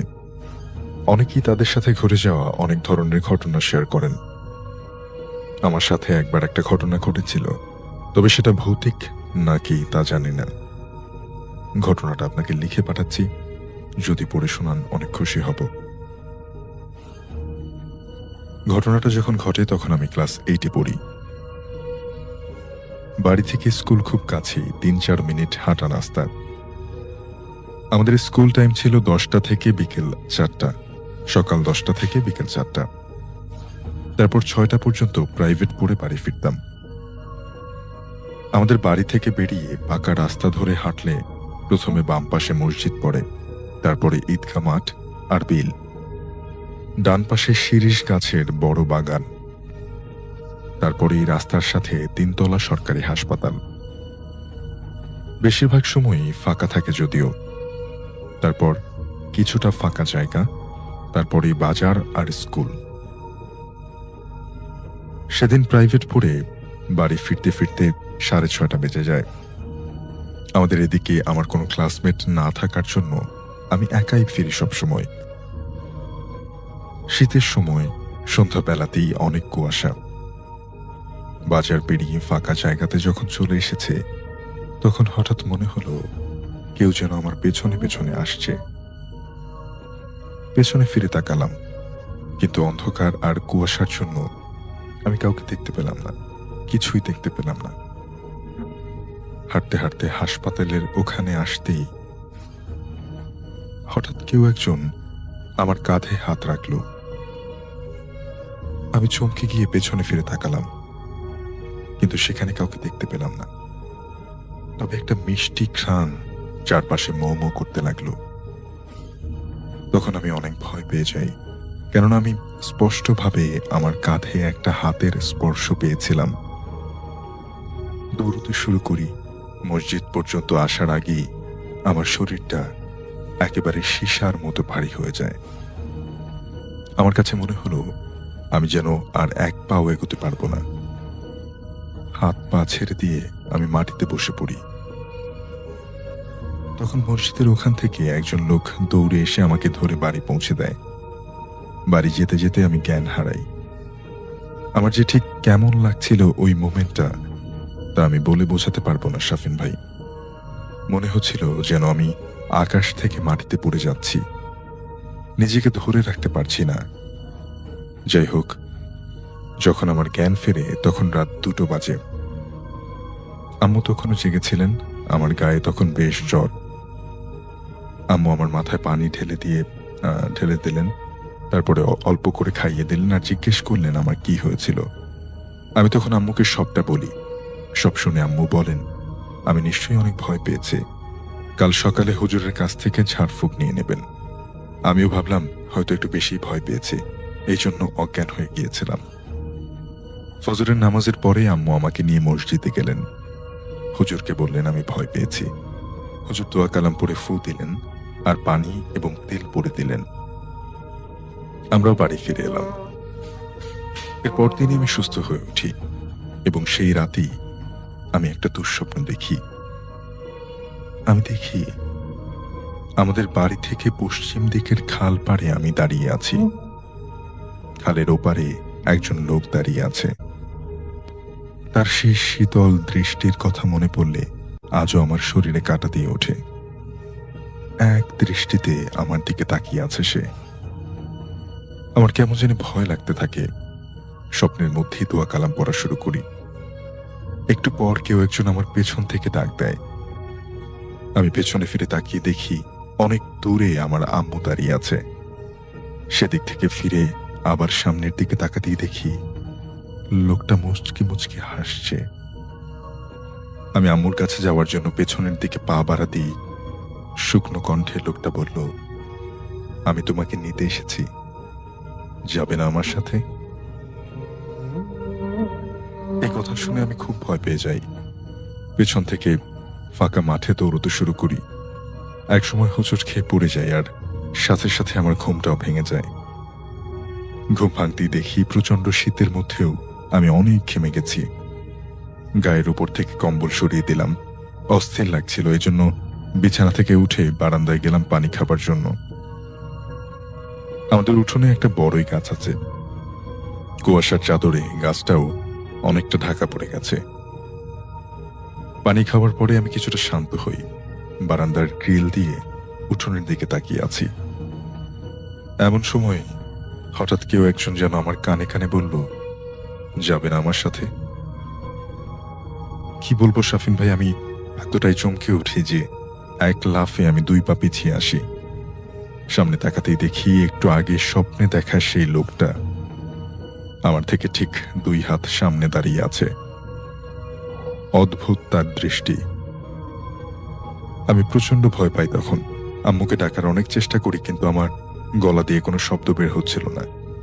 পুরো শরীরটা পাথরের মতো ভারী হয়ে যায়। ঠিক তখন বাইরে থাকা আমাদের কুকুরটা চিৎকার করে ঘেউ ঘেউ করতে শুরু করে, আর মুহূর্তের মধ্যে সেই জিনিসটা আমার চোখের সামনে অদৃশ্য হয়ে যায়। আমি কিছুতেই নিজের চোখকে বিশ্বাস করতে পারি না। ভয় কাঁপতে কাঁপতে ঘরে এসে শুয়ে পড়ি। সে রাতে আমার আর ঘুম আসেনি। ভোরবেলা আম্মু নামাজ পড়তে উঠে দেখেন আমি জেগে আছি। তিনি জিজ্ঞেস করেন যে কি হয়েছে। আমি আম্মুকে কি বলবো আমি বুঝতে পারছিলাম না, তাই জন্য শুধু বলি যে আমি ভয় পেয়েছি। আম্মু আমাকে সান্ত্বনা দিয়ে বলেন সব ঠিক হয়ে যাবে, এই বলে পরা তেল গায়ে মাখিয়ে দেন আর পানি খাইয়ে দেন। এরপর প্রায় মাস খানেক আর কোনো ঘটনা ঘটেনি বা সেই লোকটাকে আর দেখিনি। আমি ভেবে নিয়েছিলাম যে সবটা হয়তো মনের ভুল ছিল, কিন্তু 1 মাস পর আরেকটা ঘটনা ঘটে। অন্যান্য দিনের মতো সেদিনও একা একা স্কুল থেকে ফিরছিলাম। সন্ধ্যা পার হয়ে গেছিল। সেদিন যে জায়গাটাতে আমি প্রথম ভয় পেয়েছিলাম, সেখানে আসতেই হঠাৎ আমার খুব অস্বস্তি হতে শুরু করে। হঠাৎ মনে হলো কেউ যেন পেছন থেকে আমার ব্যাগ ধরে টানছে, কিন্তু পেছনে ফিরে তাকিয়ে কাউকে দেখতে পাই না। আমি রিস্ক না নিয়ে সোজা বাড়ির দিকে দৌড় দিই। ঈদগাহ মাঠের ওখানে এসে দেখি একজন লোক আমার দিকে হেঁটে আসছে। তখন আমি মনে মনে কিছুটা সাহস পাই, কিন্তু সেই লোকটা কাছাকাছি আসতেই ভয়ে আমার পুরো শরীর জমে যায়। সেদিন স্বপ্নে দেখা সেই লোকটাই আমার সামনে দিয়ে আসছে। আমার সামনে এসে অদ্ভুতভাবে বলে, যাবে না আমার সাথে? আমি ব্যাগটা ফেলে দিয়ে পড়িমড়ি করে দৌড়ে পালিয়ে আসি সেখান থেকে। এই ঘটনার পরে আমি আম্মুকে সব কথা খুলে বলি। আম্মু বলেন আগামীকাল আবার হুজুরের সাথে দেখা করবেন। কিন্তু সেই রাতেই আরেকটা ভয়ানক ঘটনা ঘটে। রাতের খাবার না খেয়েই ঘুমিয়ে পড়েছিলাম। পেটের ব্যথায় ঘুম ভেঙে যায়, কিন্তু চোখ খুলে তাকাতেই দেখি আমি সেই খাল পাড়ে শুয়ে আছি। ধর্মর করে উঠে বসি। আমার কাছে মনে হতে থাকে আমি স্বপ্ন দেখছি, যদিও ব্যাপারটা একেবারে বাস্তব লাগছিল আমার কাছে। খালের ওপারে তাকিয়ে দেখি গতদিনের মতো আজও সেভাবেই দাঁড়িয়ে আছে লোকটা। এরপর সে আমাকে বলল, চলো আজ তোমাকে নিয়ে যাব। আমি জানি না তখন আমার কি হচ্ছিল বা হয়েছিল।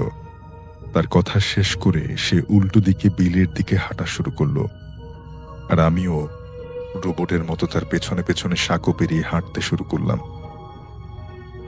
একটু পর দূর থেকে একটা ডাক ভেসে আসতে থাকে, যেন অনেক দূর থেকে কেউ আমার নাম ধরে ডাকছে। হঠাৎ আমার মাথাটা ঝিমঝিম করতে শুরু করে। আমি চাচ্ছিলাম পেছনের দিকে, যেদিকে থেকে আমাকে ডাকছিল সেদিকে যেতে, কিন্তু আমার শরীরটা যেন আমার কাবুতে নেই। ওদিকে পেছন থেকে সেই ডাকটা ধীরে ধীরে কাছে এগিয়ে আসছে। একটু পর আমি বুঝতে পারি ওটা আমার আম্মুর গলা। এবারে আমার মাথা অনেকটা ব্যথা করতে শুরু করে।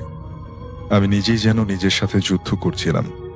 হঠাৎ আল্লাহর অশেষ রহমতে আমার কাছে সবকিছু স্পষ্ট হয়ে যায়।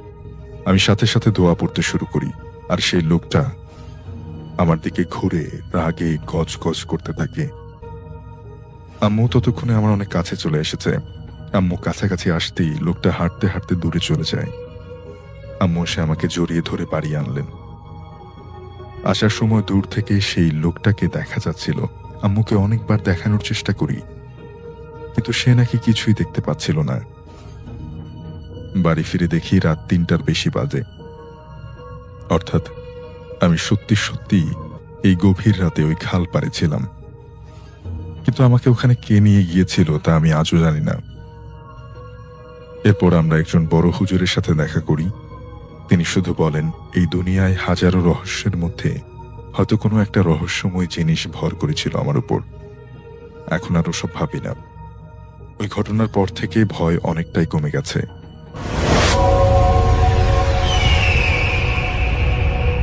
এই কাহিনীর প্রেক্ষাপট বেশ পুরনো, মানে আজ থেকে 40 বছর আগের কাহিনী। ওই সময়টায় আসলে প্রাইভেট মেডিকেল কলেজ বলে কিছু ছিল কিনা আমি জানি না, তবে উনি লিখেছেন তখন ছিল না। তখন যেটা ছিল সেটা হচ্ছে সব পাবলিক মেডিকেল কলেজ, মানে সরকারি মেডিকেল কলেজ, এবং কোনো একটা মেডিকেল কলেজ যেটা হচ্ছে আমাদের খুব কাছাকাছি কোনো একটা মেডিকেল কলেজের কাহিনী এটা।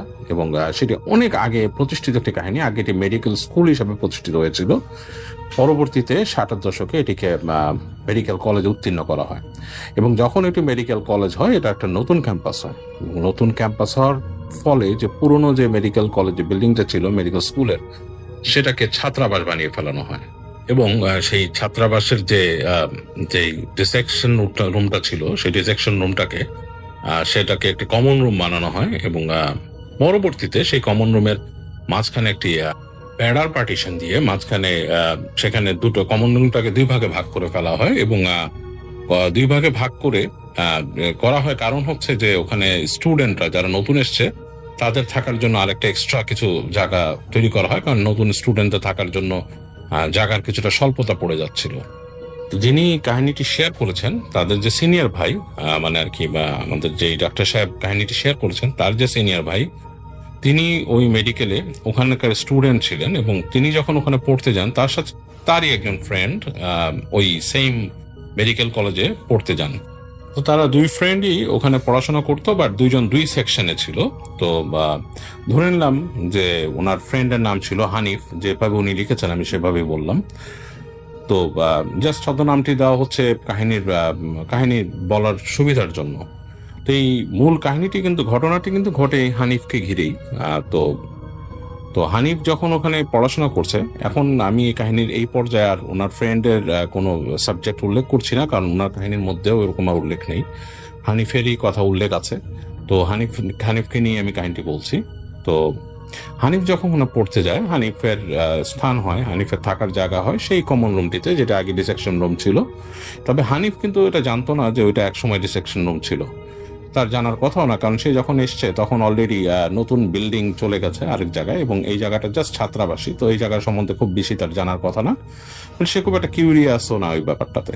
তো যেটা হোক, নর্মালি ক্লাস চলছে যেভাবে তাদের নিয়মে চলে, খুব কঠিন পড়াশোনার স্কেজুয়াল, তাদের টিচারদের কাছে সবসময় আর কি পড়া দিতে হচ্ছে। এবং ওই সময়টায় পড়াশোনার যে জিনিসটা তাদের ছিল, যে সময় পড়ার যে মেইন ব্যাপারটা ছিল সেটা হচ্ছে তাদের অ্যানাটমি স্টাডি। এবং অ্যানাটমি স্টাডিতে যেটা হতো যে ডিসেকশন করতে হতো, এবং তাদের যেটা করা হতো যে এক একটা ডেড বডিকে নিয়ে তাদের যে যারা প্রফেসর ছিলেন, টিচার ছিলেন, তারা যেটা করতেন, একটা ডেড বডিকে 5টা অংশ বিভক্ত করতেন কেটে, এবং সেই 5টা অংশ 5টা গ্রুপকে দিয়ে দিতেন স্টাডি করার জন্য, যে অ্যানাটমি স্টাডি করতেন। যেমন যারা লোয়ার লিম্ব পেতেন তারা লোয়ার লিম্বের বিভিন্ন অংশ ডিটেক্ট করতেন যে কোথায় কি আছে, এবং সেটা নিয়ে স্টাডি করতেন এবং নোট ডাউন করতেন এবং পড়তেন।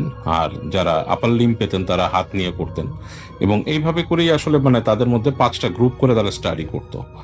তো এই স্টাডিটা করার জন্য যথেষ্ট সাহস লাগতো, এবং স্টুডেন্টরা সবাই মোটামুটি বেশ সাহসী ছিল যারা করতো। কারণ যারা সাহসী না তারা মেডিকেলে এই অংশগুলো পড়তে পারে না, বিশেষ করে যখন অ্যানাটমি স্টাডিগুলো হয়, ডিসেকশন হয় তখন। তো যাই হোক, তো ওই হানিফ যে ছিল সে এরকম পড়ছে, এবং তাদের খুব বিজি টাইম কাটছে পড়াশোনার মধ্যে দিয়ে। এবং তাদের প্রতি 2 মাস পর পর পরীক্ষা হতো, একটা কার্ড ফাইনাল হতো। তখন সেই পরীক্ষার কার্ড ফাইনালে যখন হতো, তাদের এক্সামে মানে তাদের যে টিচার ছিলেন বা ইনস্ট্রাক্টর ছিলেন তারা সবাই মানে খুব কঠিন পরীক্ষা নিতেন তাদের। এবং সেই পরীক্ষার পরে একটা ছুটি হতো, সেই ছুটিটা হচ্ছে 2-3 দিনের একটা ছুটি পাওয়া যেত। তো যেটা হতো যে বেশিরভাগ স্টুডেন্টই ওই ছুটির সময় বাড়ি চলে যেত, তাদের নিজের গ্রামের বাড়ি, বা যারা শহর থেকে এসছে শহরে চলে যেত। তো এরকমই হতো। তো একদিন যেটা হয়, ওই দিন হচ্ছে জুন মাসে প্রচন্ড বৃষ্টি বাদলার সময় দুপুরবেলা হানিফ আসে, তার হলে ফিরে আসে, তার ছাত্রাবাসে হোস্টেলে ফিরে আসে তার পরীক্ষা শেষ করে। এবং সে এসে দেখে যে তার যে রুমমেট ছিল 3 জন, সেই 3 জন রুমমেটই ওই দিন চলে গেছে। তারা কার্ড ফাইনাল দিয়ে তারা চলে গেছে, তারা বাসায় নেই, এবং পুরা হোস্টেলটা খালি, তার যে থাকার অংশটা সেটা বেশ খালি। সো সে আর 3 জন থাকতে 3 জনই নেই। তো হানিফের কাছে বেশ অস্বস্তি লাগে যে একা একা থাকতে হবে। যদিও তখন কোনো ভৌতিক ভয় পায় না, বাট তার কাছে অস্বস্তি লাগে, কারণ ওই অংশটা নাকি দিনের বেলাও বেশ অন্ধকার হয়ে থাকতো। মানে খুব একটা ভালো পরিবেশ ছিল না, মানে খুব এনজয়েবল কোনো পরিবেশ ছিল না। তো যেটা ছিল, রুমটার বর্ণনা উনি এভাবে লিখেছেন যে রুমের এক পাশের দেয়ালে একটা জানালা ছিল অনেক উপরে, এবং পুরোনো আমলের জানালা, এবং জানালাটা মানে কাঠের খিড়কি দেওয়া এবং কাঁচ দেওয়া, মানে সারসি দিয়ে আলো আসে। বাস উপরের দিকে জানলাটা, আর আরেক দিকে হচ্ছে দেয়াল, আর নিচের দিকে ওই জানালাই আলোর উৎস। এরপরে নিচে আর কিছু নেই, দরজা থেকে যতটুকু আলো ঢোকে, বাকি পুরো অংশটা অন্ধকার হয়ে থাকে। তো হানিফের কাছে খারাপ লাগা স্বাভাবিক। তো সে দুপুরবেলা যায়, খাওয়া দাওয়া করে এসে তার মতো কিছুটা সময় পার করে সে দেখে যে নিজের মতো আর কি টাইম কাটা, কিছুক্ষণ করতে করতে সন্ধ্যা হয়ে যায়। কিন্তু বৃষ্টি কিন্তু এদিকে পড়ছে, প্রচন্ড বৃষ্টিতে চারিপাশ অন্ধকার হয়ে আছে মেঘের কারণে অলরেডি।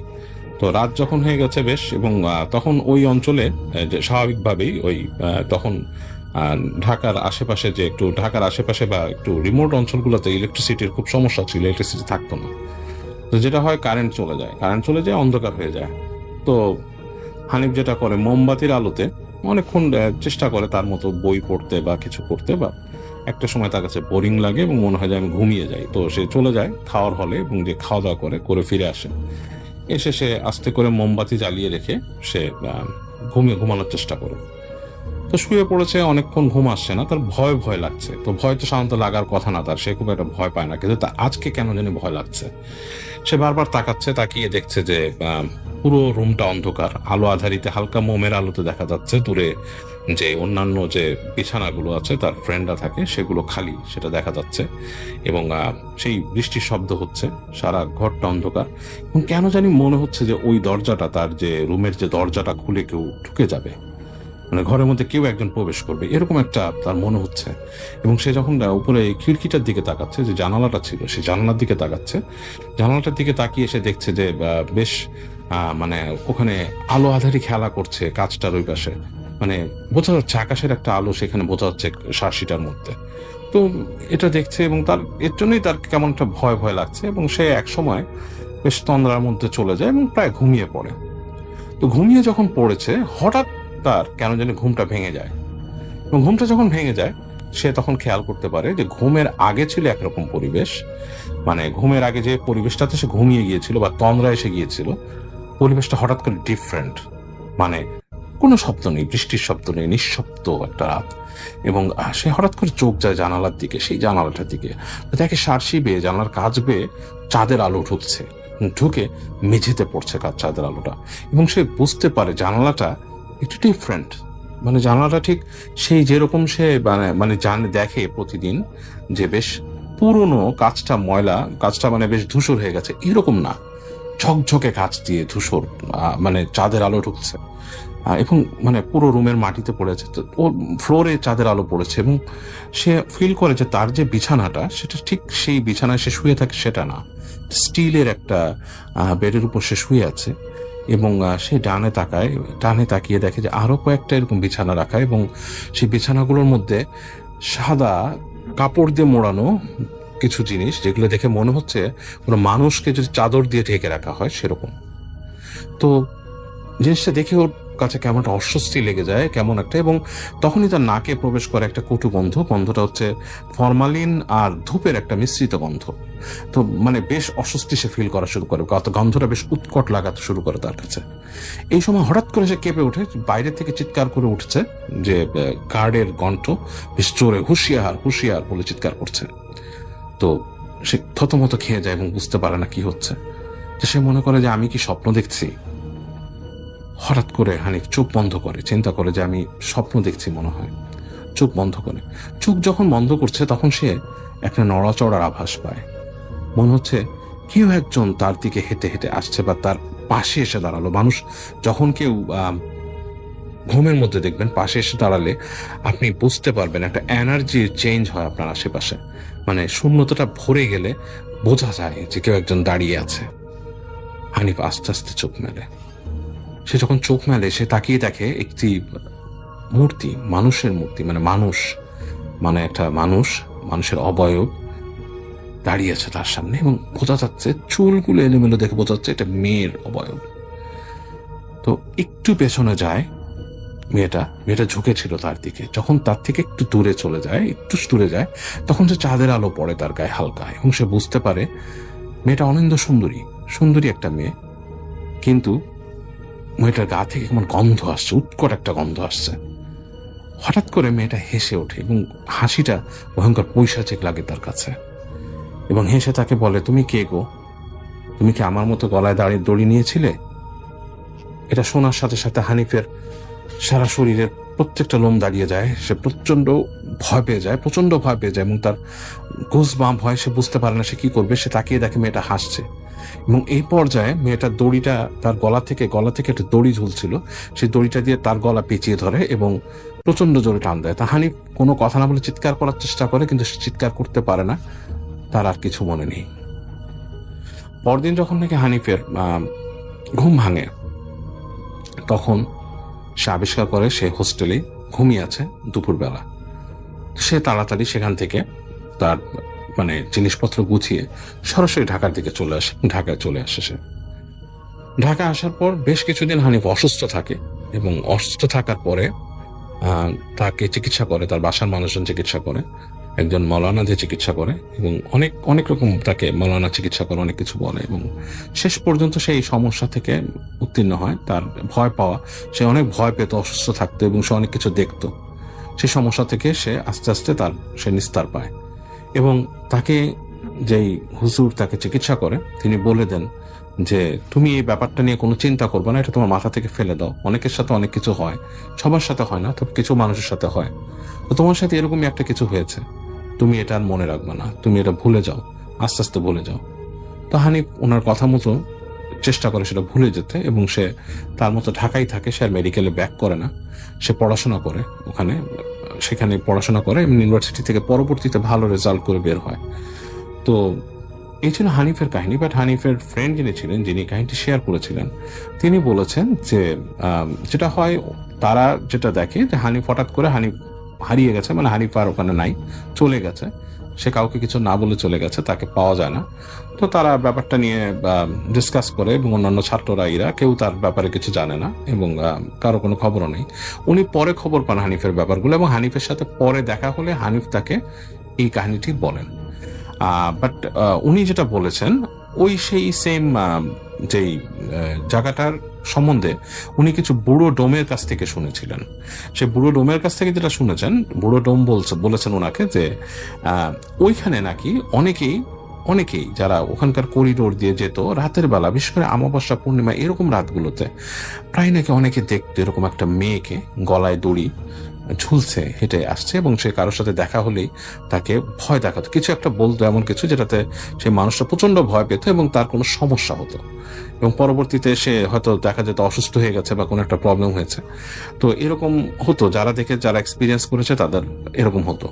তো পরবর্তীতে সেই জায়গাটা নাকি আরো মানে জনবহুল হয়, মানুষজন আরো আসে এবং অনেক কিছু চেঞ্জ হয় আশেপাশে, সেরকম মানে খোলামেলা থাকে না। তো এরকম যখন হয় আস্তে আস্তে এই জিনিসটা কমে যায়। তবে সাধারণ এখন সব ছাত্ররা যে দেখে এরকম না, বাট হঠাৎ করে কারো ভাগ্য সেরকম হলে তো হয়তো দেখবেই। তো উনি যতটুকুই জানেন ততটুকুই বলেছেন এবং উনি বলেছেন যে উনি ওনার নাম শেয়ার করেননি। উনি বলেছেন যে ওই ইউনিভার্সিটিটা বা ওই যে হলটা, এটা অনেকেই অনেক কাহিনী জানেন এবং অনেকে ওইটা নিয়ে নাকি অনেক কিছু শেয়ার করেছেন অনেক জায়গায়। তো ওটা বেশ মানে এই জিনিসের জন্য বেশ প্রসিদ্ধ, নোটোরিয়াস।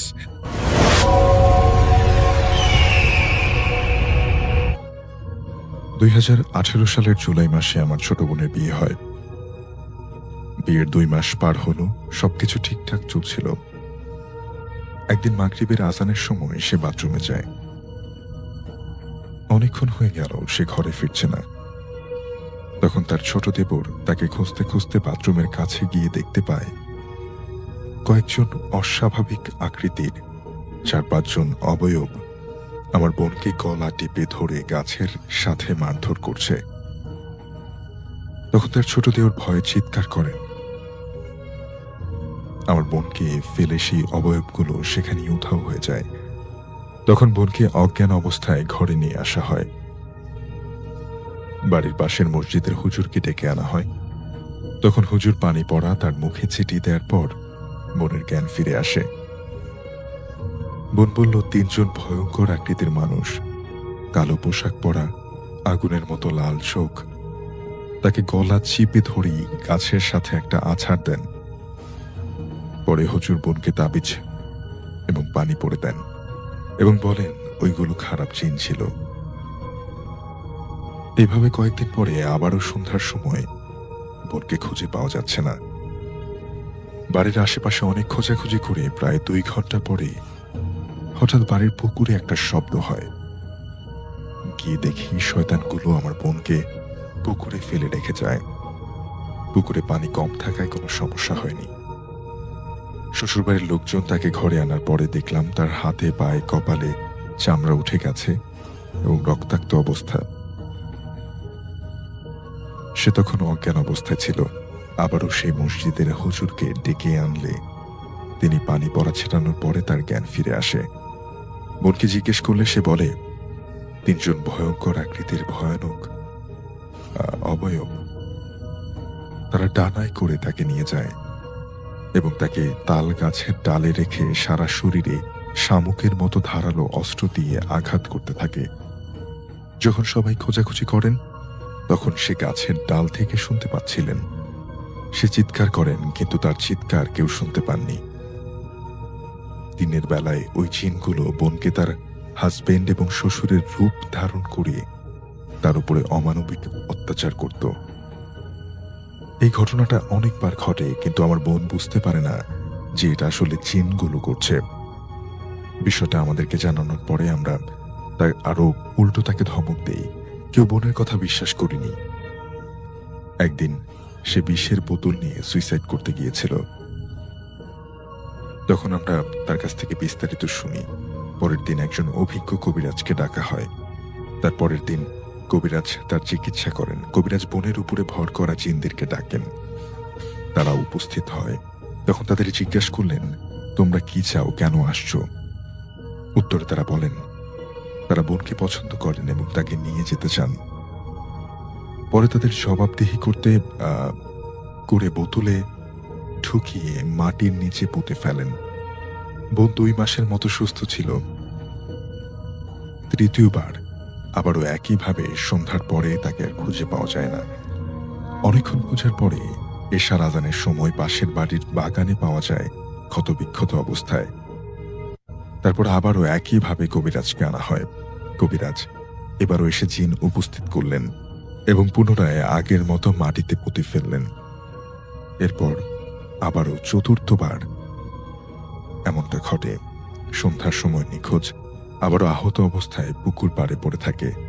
একইভাবে কপালে কেটে গেছে, হাত পা সব ক্ষতবিক্ষত, রক্তাক্ত। পঞ্চমবার মানে 2020 সালে রমজান মাসে বিকেল বেলায় আমি আমার বোনকে তার শ্বশুরবাড়ি দেখতে যাই। ওখান থেকে ফিরে বাড়ি আসতে আসতে ইফতারের সময় হয়। আমি ইফতার করছি, হঠাৎ আমার ফোনে কল আসে, তাকে খুঁজে পাওয়া যাচ্ছে না। আমি তৎক্ষণাৎভাবে সেখান থেকে একটা বাইক নিয়ে তার শ্বশুরবাড়ি চলে যাই। তার শ্বশুরবাড়ি লোকজন সারা বাড়িতে খোঁজাখুঁজি করেও পাচ্ছিল না। আমি কি মোবাইলের ফ্ল্যাশ লাইটটা চালিয়ে তাদের পুকুর পাড় এবং পুকুর পাড়ের পাশে জঙ্গলের ভেতরে খুঁজতে থাকি। জঙ্গলের ভেতরে তাল গাছের নিচে যখন যাই, ঠিক তখনই আমার কানে হঠাৎ একটা কাতর কণ্ঠের কান্নার শব্দ শুনতে পাই। একটু সামনে গিয়ে দেখি ওই গাছের নিচে আমার বোন পড়ে আছে। আমি বোন বলে চিৎকার করে জড়িয়ে ধরে কোলে তুলে নেই। ভাইয়া, অবাক করা বিষয় হলো আমি তাকে কিছুতেই মাটি থেকে উঠাতে পারিনি। সে আমার ছোট বোন, আমি তাকে এর আগে অনেকবার কোলে তুলেছি, কিন্তু আমি তাকে কোনোভাবেই মাটি থেকে তুলতে পারছিলাম না। তখন আমার কাছে মনে হচ্ছিল ওর ওজন কয়েক টন ভারী হয়ে গেছে। পরে আমরা 3 জন মিলে তাকে অজ্ঞান অবস্থায় ঘরে নিয়ে আসি। তখন আবারও সেই মসজিদের হুজুরকে ডেকে আনা হয়। পানি পড়া দিলে তার জ্ঞান ফিরে আসে। রাতে সেই অবয়বগুলো আবার আসে তাকে নিয়ে যাওয়ার জন্য। রাতে সবাই তাকে পাহারা দিয়ে রাখেন। হঠাৎ রাত 3টার সময় সে ঘর থেকে বের হয়ে যেতে চায়। 3-4 জন মিলেও তাকে আটকিয়ে রাখতে পারছিল না। যখন ফজরের আজান দেয়, বিশ্বাস করবেন না ভাই, তখন যেন একটা কাল বৈশাখী ঝড় আরম্ভ হলো, যেন তাদের ঘরের চাল উঠিয়ে নিয়ে গেছে, এমনটা অনুভব হচ্ছিল। সকাল সকালে বোন আগের মতো স্বাভাবিক হয়ে ওঠে। একটা কথা আগে বলা হয়নি ভাইয়া, যতবারই আমার বোনকে জিনগুলো তুলে নিয়ে মেরে ফেলতে চাইতো, তখন একটা হুজুর 8-9 ফুট লম্বা, সাদা পাঞ্জাবি পরা, মাথায় পাগড়ি ও মুখে ঘন কালো লম্বা দাড়ি, চোখগুলো আগুনের মতো, এমন অস্বাভাবিক আকৃতির একজন জিন ওই শয়তান জিনদের সাথে যুদ্ধ করে আমার বোনকে তাদের হাত থেকে রক্ষা করত এবং তিনি আমার বোনকে ওদের হাত থেকে বাঁচিয়ে ফেলে রেখে যেত। একদিন বিকেলে ওই জিন আমার বোনকে সরাসরি এসে দেখা দেন এবং বলেন, এই বাড়িতে তুমি থেকো না, তোমার বাবার বাড়ি চলে যাও। ওই বাড়িতে থাকলে ওরা তোমাকে বাঁচতে দেবে না। আর আমি 40 দিনের জন্য তাবলিগে যাচ্ছি, আমিও থাকবো না, তখন তারা তোমার ক্ষতি করবে। এই কথা বলে তিনি উধাও হয়ে যান। আমার বোনের এই বিষয়টা আমরা বোনের কাছ থেকে পরে জানতে পারি। পরে বোনকে আমাদের বাড়িতে নিয়ে আসি। প্রায় 6 মাস বোন ভালো ছিল, কিন্তু একদিন বিকেল 5টার পরে আবার বোনকে খুঁজে পাচ্ছি না। আমাদের বাড়ির আনাচে কানাচে সব জায়গায় খুঁজেও কোথাও পাইনি। পরে এশার আজানের পরে হঠাৎ তার শ্বশুর বাড়ি থেকে ফোন আসে যে তাদের বাড়ির ঘরের টিনের চালের উপরে আমার বোনকে পাওয়া গেছে। তারা বোনকে ঘরে তুলে নেয়, কিন্তু সেদিন বোনের তেমন কোনো সমস্যা হয়নি, শুধু তার গায়ের পোশাকগুলো ভেজা ছিল, কারণ তাকে পুকুরে ডুবিয়ে মারার চেষ্টা করা হয়। আমি বোনের কথা শুনে হতভম্ব হয়ে গেলাম। তাহলে কি এই বাড়িতে নিশ্চয়ই কেউ ব্ল্যাক ম্যাজিক করে তাবিজ রেখে গেছে, যার কারণে বোনের সাথে এমন ঘটনা ঘটছে? অর্থাৎ এবারও সম্ভবত ওই ভালো জিন, যিনি তার বোনকে বলেছিলেন যে তুমি এই বাড়িতে থেকো না, সেই তাকে বাঁচিয়ে দেয় যখন খারাপ জিনগুলো তাকে ডুবিয়ে মারার চেষ্টা করছিল। বোনকে সকাল হলে আমাদের বাড়িতে নিয়ে আসি। কয়েকদিন পরে মানে 2020 সালের জুন মাসে, তারিখটা আমার মনে নেই, একজন ভালো কবিরাজের সাথে যোগাযোগ করি এবং বিস্তারিত খুলে বলি।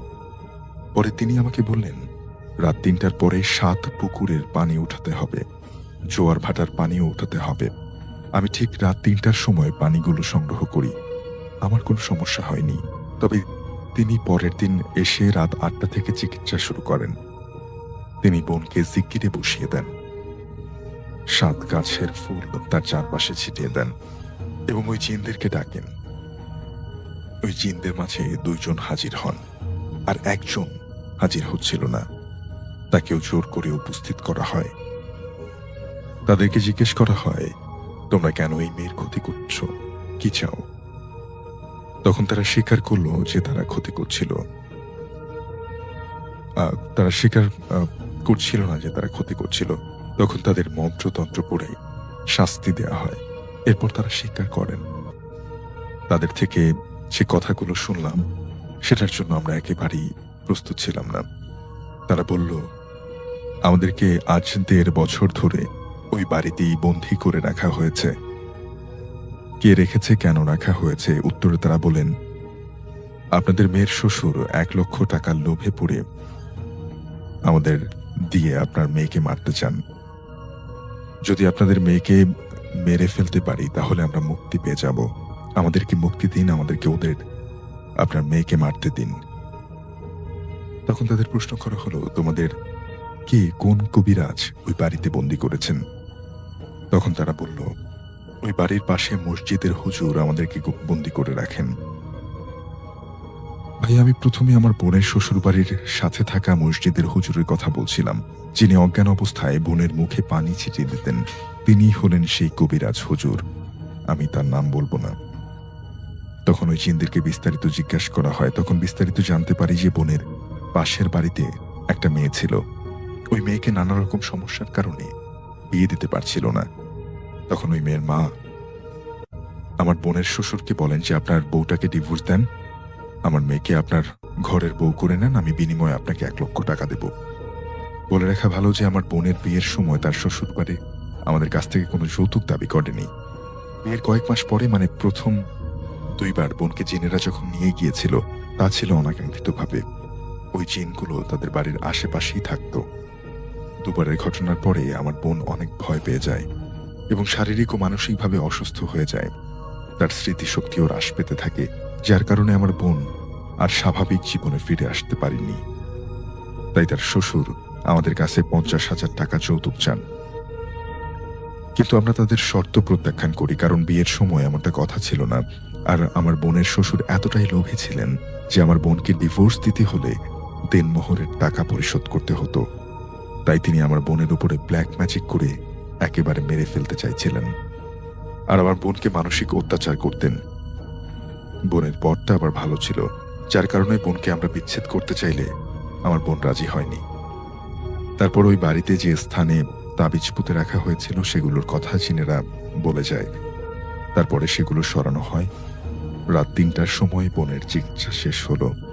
জিনদেরকে মুক্ত করে তাদের নিজ আস্তানায় পাঠিয়ে দেওয়া হয় বোন অসুস্থতার দিকে। পরের দিন বোনের শ্বশুর বাড়ির পাশে থাকা মসজিদ কমিটির কাছে এবং গ্রামের বিচারকদের কাছে বিস্তারিত ঘটনা খুলে বলার পরে ওই হুজুরকে কঠিন শাস্তির ব্যবস্থা করেন এবং ওই এলাকা ছেড়ে বের করে দেন। আর বোনের শ্বশুরের বিরুদ্ধে আইনানুগ ব্যবস্থা নেওয়া হয়। তারপর প্রায় 10 মাসের মতো বোন ভালো ছিল। বোন স্বাভাবিক জীবনে ফিরে আসে। বোনকে আমাদের বাড়িতেই রাখা হয়, কিন্তু আমার বোনের ভাগ্য এতটাই খারাপ যে এই 2021 সালের ভেতর 2 বার তাকে আবারও সন্ধ্যার পর আমাদের বাড়ি থেকে সেই আগের মতো তার শ্বশুর বাড়ি নিয়ে যায় এবং ক্ষতি করার চেষ্টা করে। গত 23/5/21 তারিখে এমন একটা ঘটনা ঘটে। এই নিয়ে মোট 9 বার একই ঘটনা ঘটে। পরে আবার ওই কবিরাজের সাথে আগেই কথা ছিল যে সুস্থ না হওয়া পর্যন্ত তিনি চিকিৎসা চালিয়ে যাবেন। এখন আমার বোন মোটামুটি সুস্থ। আল্লাহ পাকের কাছে হাজারো শুকরিয়া, এত ঘটনার পরেও বোন এখনো বেঁচে আছে। এখনো অনেক ভয়ে আছি, কখন জানি আবার কি হয় বলা তো যায় না। দোয়া করবেন ভাই, আমার বোন যেন সুস্থ হয়ে যায়।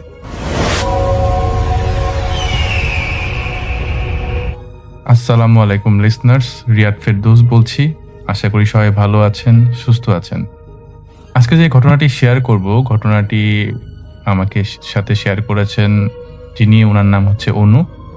উনি বর্তমানে দুবাইতে কর্মরত রয়েছেন। ওনার গ্রামের বাড়ি হচ্ছে ফেনী জেলার ছাগলনাইয়া থানার কোনো একটি গ্রামে। তো সরাসরি ঘটনায় চলে যাই। তো অনু ভাই 2010 সালে এসএসসি পরীক্ষা দেন। তো ওনার অনেক আগের থেকেই খুব চিল্লায় যাওয়ার শখ ছিল। চিল্লায় যাওয়া বলতে এটা হয়তো অনেকে জানেন, অনেকে হয়তো জানেন না, যারা জানেন না তাদের উদ্দেশ্যে বলছি। তো একটি মানে গ্রুপ থাকে যারা বিভিন্ন বাংলাদেশে বিভিন্ন প্রান্তে বিভিন্ন মসজিদে যায় এবং ইসলামের প্রচার প্রসারের জন্য কাজ করে। তো উনি যেহেতু এসএসসি পরীক্ষা পরে এরকম একটা বন্ধ পেয়েছেন, উনি 30 দিনের একটা চিল্লায় যান। তো ওনাদের 10 জনের একটি গ্রুপ ছিল। তো ওনাদের গ্রুপের যে প্রধান হুজুর ছিল, ওনার নাম ছিল, ওনাকে আসলে সবাই আমির সাহেব হিসাবে চিনত। তো যাই হোক, ঘটনার দিন ওনারা সেদিন বগুড়ার একটা খুব গ্রামে আর কি, বগুড়ার জেলার কোনো একটি গ্রামে, মানে গ্রামে একটা মসজিদে ওনারা যান। সন্ধ্যার পরে, মাগরিবের পরে ওনারা আসলে পৌঁছান ওখানে। তো যাই হোক, রাত হয়, ওনারা এশার নামাজ পড়েন। এরপর রাতে খাওয়া দাওয়া করার পরে ওনারা সবাই ঘুমিয়ে পড়েন যে যার মতন। ওনারা মসজিদেই আর কি থাকছিলেন। তো কোনো কারণে অনু ভাইয়ের 12টার দিকে কোনো কারণে 12টার দিকে ওনার ঘুম ভেঙে যায় আর কি। হঠাৎ করে উনি খেয়াল করে যে কারেন্টও চলে গেছে, প্রচন্ড গরম লাগছে, তখন গরমের সময়। তো ওনার খুব মনে হলো যে আসলাম গ্রামটাতে সন্ধ্যার দিকে, কিছু দেখলাম না, একটু বাইরে থেকে হেঁটে আসি, যেহেতু খুব গরম লাগছিল। জাস্ট এই জন্যই আর কি উনি হাঁটতে বেরোলেন। তো উনি মসজিদ থেকে বের হলেন, বের হওয়ার সময় হাতে একটা টর্চ নিয়ে গেলেন, যেহেতু গ্রাম। তো তখন সে আসলে জ্যোৎস্না রাত ছিল, কিছুটা আলো, চাঁদের আলো ছিল আর কি। উনি হাঁটছেন, বেশ ভালো লাগছে ওনার। উনি হাঁটতে হাঁটতে প্রায় অনেক দূরে চলে গেলেন। উনি দেখলেন যে গ্রামের একটি বাজার, বাট বাজারে একদম শূন্য হয়ে গেছে, কারণ গ্রামগঞ্জে রাত 12টা একটা মানে একটা বিশাল রাত, ওই সময় কোনো মানুষজন কিছুই থাকে না। উনি হাঁটছেন, ওনার খুব ভালো লাগছে। তো উনি যেতে যেতে একটা সময় বাজারের একদম শেষ প্রান্তে চলে যান, এক চৌরাস্তার মতো একটা রাস্তা, 3 দিকে রাস্তা আর কি। তো এই চৌরাস্তার মাথায় উনি খেয়াল করেন যে একজন মানুষ দাঁড়িয়ে আছেন, অনেকটা কুঁজো হয়ে আছেন আর কি। বয়স্ক মানুষ কুঁজো হয়ে থাকলে যেমন হয় তেমন। তো এবং গায়ে চাদর জড়ানো, পুরা মানে মুখটা এমন করে চাদর দিয়ে জড়ানো। ওনার কাছে দেখে খুব মনে হলো যে লোকটা খুব কষ্ট পাচ্ছে, বা ওনার হয়তো কোনো খারাপ লাগছে, বা কোনো সমস্যা হয়েছে। তো উনি ওনার কাছে যান যে জিজ্ঞাসা করার জন্য, কি হয়েছে আপনার, এরকম কিছু। তো উনি ওনার সামনে যাওয়ার পরেই ওই লোকটাই বলল, বাবা আমি তো তোমাকে দেখেছি, তুমি আমাদের মসজিদে এসেছো না, আমি আজকে তোমাকে দেখেছি, আমার শরীরটা খুব খারাপ, তোমার হাতে তো লাইট আছে, আমাকে একটু বাসা পর্যন্ত নিয়ে যাবা, আমি আসলে অত চোখেও ভালো দেখি না। তখন উনি অনু ভাই মনে করলেন যে যেহেতু একটা লোক সাহায্য যাচ্ছে, তো সাহায্য করাই ভালো। উনি বলেন ঠিক আছে চলেন। তো উনি লোকটার যখন হাতটা ধরতে যাবেন, লোকটাকে হাতটা সরিয়ে ফেললো।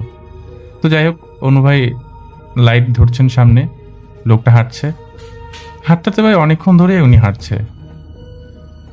অনু ভাইয়ের না মানে উনি খেয়াল করছে যে উনি হাঁটছে, কিন্তু ওনার মধ্যে কোনো ক্লান্ত বা টায়ার্ডনেস কোনো কিছু নাই। অনেকক্ষণ হাঁটার পরে হঠাৎ করে লোকটা দাঁড়িয়ে গেল, বলল এই তো আমার বাসা। অনু ভাই তখন হঠাৎ করে খেয়াল করলেন বাসাটা ছিল আসলে দোতলা বাসার মতন, একটা দোতলা বাসা অ্যাকচুয়ালি। এবং বাসাটা খুব উজ্জ্বল আর কি, মানে চাঁদের আলোতে যতটুকু উজ্জ্বল হওয়ার কথা তার চাইতে বেশি উজ্জ্বল। বাসাটা ওনার কাছে আসলে খুবই ভালো লাগলো। তো লোকটা ওনাকে বললো যে, লোকটা অনু ভাইকে বললো যে তুমি এক কাজ করো, আমার বাসায় আসো, আমার বাসায় সবাই এখন জেগে আছে। তো অনু ভাই লোকটাকে বললো, আমি তো আসলে কাউকে কোনো কিছু বলে আসিনি, আমি আজকে না অন্যদিন হয়তো আসবো, আমি এখন চলে যাই। অনু ভাই যখন এই কথাটা বলল, লোকটা তখন প্রচন্ড রেগে যায় এবং বলে, এত দূর থেকে কি এমনি এমনি নিয়ে আসছি তোমাকে আমার বাসায় যেতে হবে। কথাটা বলার পর অনু ভাইয়ের আসলে ভালো লাগে না, উনি তখন বাসা থেকে চলে যাবেন এমন একটা মানে প্রস্তুতি নিচ্ছেন। লোকটা ওনার থেকে দূরত্বেই ছিল বেশ। হঠাৎ করে ওই বাসার দরজাটা খুলে গেল, হঠাৎ করে খুলে গেল, কেমন একটা বাতাসের মতো আসলো, দরজাটা খুলে গেল। অনু ভাই খেয়াল করলেন যে ওনার মাথা প্রচন্ড ব্যথা করছে, আর চারিদিকে কেমন জানি অসম্ভব পচা একটা গন্ধ, মানে অনেক মাছ বা কোনো কিছু পচে গেলে আর কি যেরকম খুব নোংরা বাজে গন্ধ হয়, ওরকম বাজে গন্ধ। তো গেটটা খুলে যাওয়ার পরেই আর কি যেটা হলো সেটা, ঘরের ভেতরটা অন্ধকার ছিল, কেউ একজন একটা মাথা ছুঁড়ে মারলো, যেটা অনুভবের একটু দূরে যেয়ে পড়লো। মাথাটা বিভৎস, জাস্ট একটা মাথা, এবং কেমন জানি বিভৎস একটা মাথা, এবং তাকিয়ে আছে অনুভবের দিকে। এটা দেখার পরে আসলে উনি কোনোভাবেই ঠিক থাকতে পারলেন না। ওনার শরীর পুরাপুরি মনে হচ্ছিল জমে যাচ্ছিল। একটু আগে যে বললাম যে ওনার মাথা, একটা ঘরটা যখন দরজাটা খুলে একটা বাতাস আসে এবং ওনার প্রচন্ড মাথা ব্যথা করে, ওই গন্ধ পাচ্ছিল। ওনার মাথা এতটাই ব্যথা করছিল, মনে হচ্ছিল যে ওনার মাথা কেউ চেপে ধরে আছে শক্ত করে। তো অনুভাই এই দেখার পরে আসলে এমন একটা অবস্থা হয়েছিল যে একটা দোয়া দূর পড়বে সেই অবস্থা ওনার ছিল না। উনি সবকিছুই ভুলে গিয়েছেন, একদম স্থির হয়ে গেছেন, ওনার শরীর ঠান্ডা হয়ে গেছে ওনার। তো ওই লোকটা ওই মাথাটাকে ধরে আবার ঘরের মধ্যে ছুটে মারলো। অনুভাই তখন জাস্ট শরীরটা একদম স্থির হয়ে গেছে, উনি দৌড়াতেও পারছেন না। তখন উনি হঠাৎ করে মনে হলো যে ওনার তো টর্চ লাইট আছে হাতে, উনি টর্চ লাইটটা ঘরের মধ্যে মারবেন, এমন সময় দেখে যে ওনার হাতে আসলে টর্চ লাইটটা নাই, ওনার হাতে একটা কাটা হাত। উনি এটা দেখে আরো বেশি আতঙ্কিত হয়ে যান, প্রচন্ড বাজে অবস্থা হয় ওনার। এমন সময় ওনার একটি দোয়া মনে পড়ে, সেই দোয়াটা জোরে জোরে পড়তে থাকেন।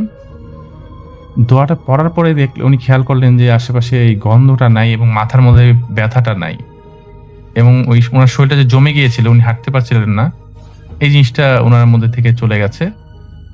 লোকটা তখন অনুভাইকে আবারও বলছে যে ঘরের ভিতরে আসো। অনুভাই আর কিছু বললেন না, জোরে জোরে দোয়া পড়তে থাকলেন এবং জোরে দৌড়ানো শুরু করলেন, পাগলের মতো দৌড়ানো। তো উনি দৌড়ানো এক পর্যায়ে উনি খেয়াল করলেন যে পেছন থেকে শব্দ আসছে। শব্দটা হচ্ছে অনেকটা এরকম যে অনেক ঘোড়া দৌড়ালে আসলে যেমন শব্দ হয় ঠিক তেমন শব্দ। উনি পরিষ্কার বুঝতে পারছেন যে পিছনে প্রচুর ঘোড়া বা অনেক কিছু দৌড়াচ্ছে ওনার পিছনে। উনি একটা সময় হোঁচট খেয়ে পড়ে যাওয়ার পরে আসলে ওনারা কোনো কিছু মনে নেই। তো ওনার জ্ঞান ফিরে হচ্ছে ফজরের আজানে শুনে ওনার জ্ঞান ফিরে। তো উনি উঠার পরে দেখেন যে ওনার পায়ে কেটে গেছে, এবং উনি যে জায়গাটায় পড়ে আছে জায়গাটা হচ্ছে আশেপাশে শুকনা ঘাস, একটু দূরেই গ্রামের মানুষজন ময়লা ফেলে এমন একটা জায়গা, ভালো একটা জায়গায় উনি ছিলেন না। যাই হোক, উনি কোনোভাবে ফজরের নামাজের আমাদের একটু পরেই মসজিদে পৌঁছান। ওনাকে সবাই জিজ্ঞেস করে যে কি ব্যাপার, তুমি রাতেবেলা কোথায় গিয়েছিলে, তোমাকে তো আমির ভাই অনেক খুঁজছিল। উনি কাউকে কিছু বলে না। তো পরবর্তীতে সকালবেলায় উনি ওনাদের যে আমির সাহেব যে আছে বড় ভাই, ওনাকে সবকিছু খুলে বলে। তো আমির ভাই যেটা বলে যে তুমি একটা আননোন জায়গায় এসেছো রাত্রেবেলায়, এভাবে তোমার বের হওয়াটা ঠিক হয়নি, কারণ এই জায়গাটা আমি আসলে আগেও এসেছি, এখানে অনেক কিছু দেখা যায় অনেক সময়, এটা আমি আসলে জানি। আমি তোমাদের বলতাম, সাবধানও করতাম, বাট রাত হয়ে গিয়েছিল, তোমরা ঘুমিয়ে গিয়েছিলে, তোমাদের কাউকে কিছু আর বলা হয়নি। তবে এভাবে আসলে আননোন কোনো জায়গাতে রাত্রেবেলা এভাবে বের হয়ে যাওয়া ঠিক না। তাই এরপরে আমির সাহেব ওনাকে ঝাড়ফুঁক করেন, এরপরে আসলে ওনার কোনো সমস্যা হয়নি। যাই হোক, এটাই ছিল আজকের ঘটনা। ধন্যবাদ সবাইকে। আসসালামু আলাইকুম প্রিয় লিসেনার্স, এতক্ষণ থেকে আপনাদেরকে অনেকগুলো ভয়ানক ঘটনা আমি শোনানোর চেষ্টা করেছি। এই ঘটনাগুলোর মধ্য থেকে কোন ঘটনাটি আপনার কাছে সব থেকে বেশি ভয়ানক লেগেছে, কোন ঘটনাটি আপনার কাছে ইন্টারেস্টিং লেগেছে, কোন ঘটনাটির সাথে আপনি পরিচিত, বা কোন ঘটনাটি আপনার জীবনের, আপনার ফ্যামিলির কারোর সাথে ঘটে গেছে, যদি এমন কোনো ঘটনা আজকের এপিসোডের মধ্যে থেকে থাকে সেটি কিন্তু অবশ্যই মেনশন করে জানিয়ে দেবেন আমাদের কমেন্ট সেকশনে। আর ঘটনাগুলো কেমন ছিল সেটাও কিন্তু জানাতে পারেন আমাদের কমেন্ট সেকশনে। আর এইরকম ভয়ানক ঘটনাগুলো পাওয়ার জন্য অবশ্যই আমাদের চ্যানেলটি সাবস্ক্রাইব করে রাখতে হবে, পাশে আসা বেল আইকন বাটনটি অন করে রাখতে হবে, যেন আমাদের প্রতিদিনের ভিডিওগুলো আপনার কাছে পর্যন্ত পৌঁছাতে পারে। তো দর্শক, আজকের মতো বিদায় নিচ্ছি, আবারও দেখা হচ্ছে নতুন এপিসোডে নতুন আরো অনেকগুলো ভয়ানক বাছাই করা সেরা ঘটনা নিয়ে। সবাই ভালো থাকবেন, সুস্থ থাকবেন, আপনাদের সবার মঙ্গল এবং সুস্বাস্থ্য কামনা করে শেষ করছি আমাদের আজকের এপিসোড। সবাই ভালো থাকবেন, সুস্থ থাকবেন, আমার জন্য দোয়া রাখবেন। আল্লাহ হাফেজ।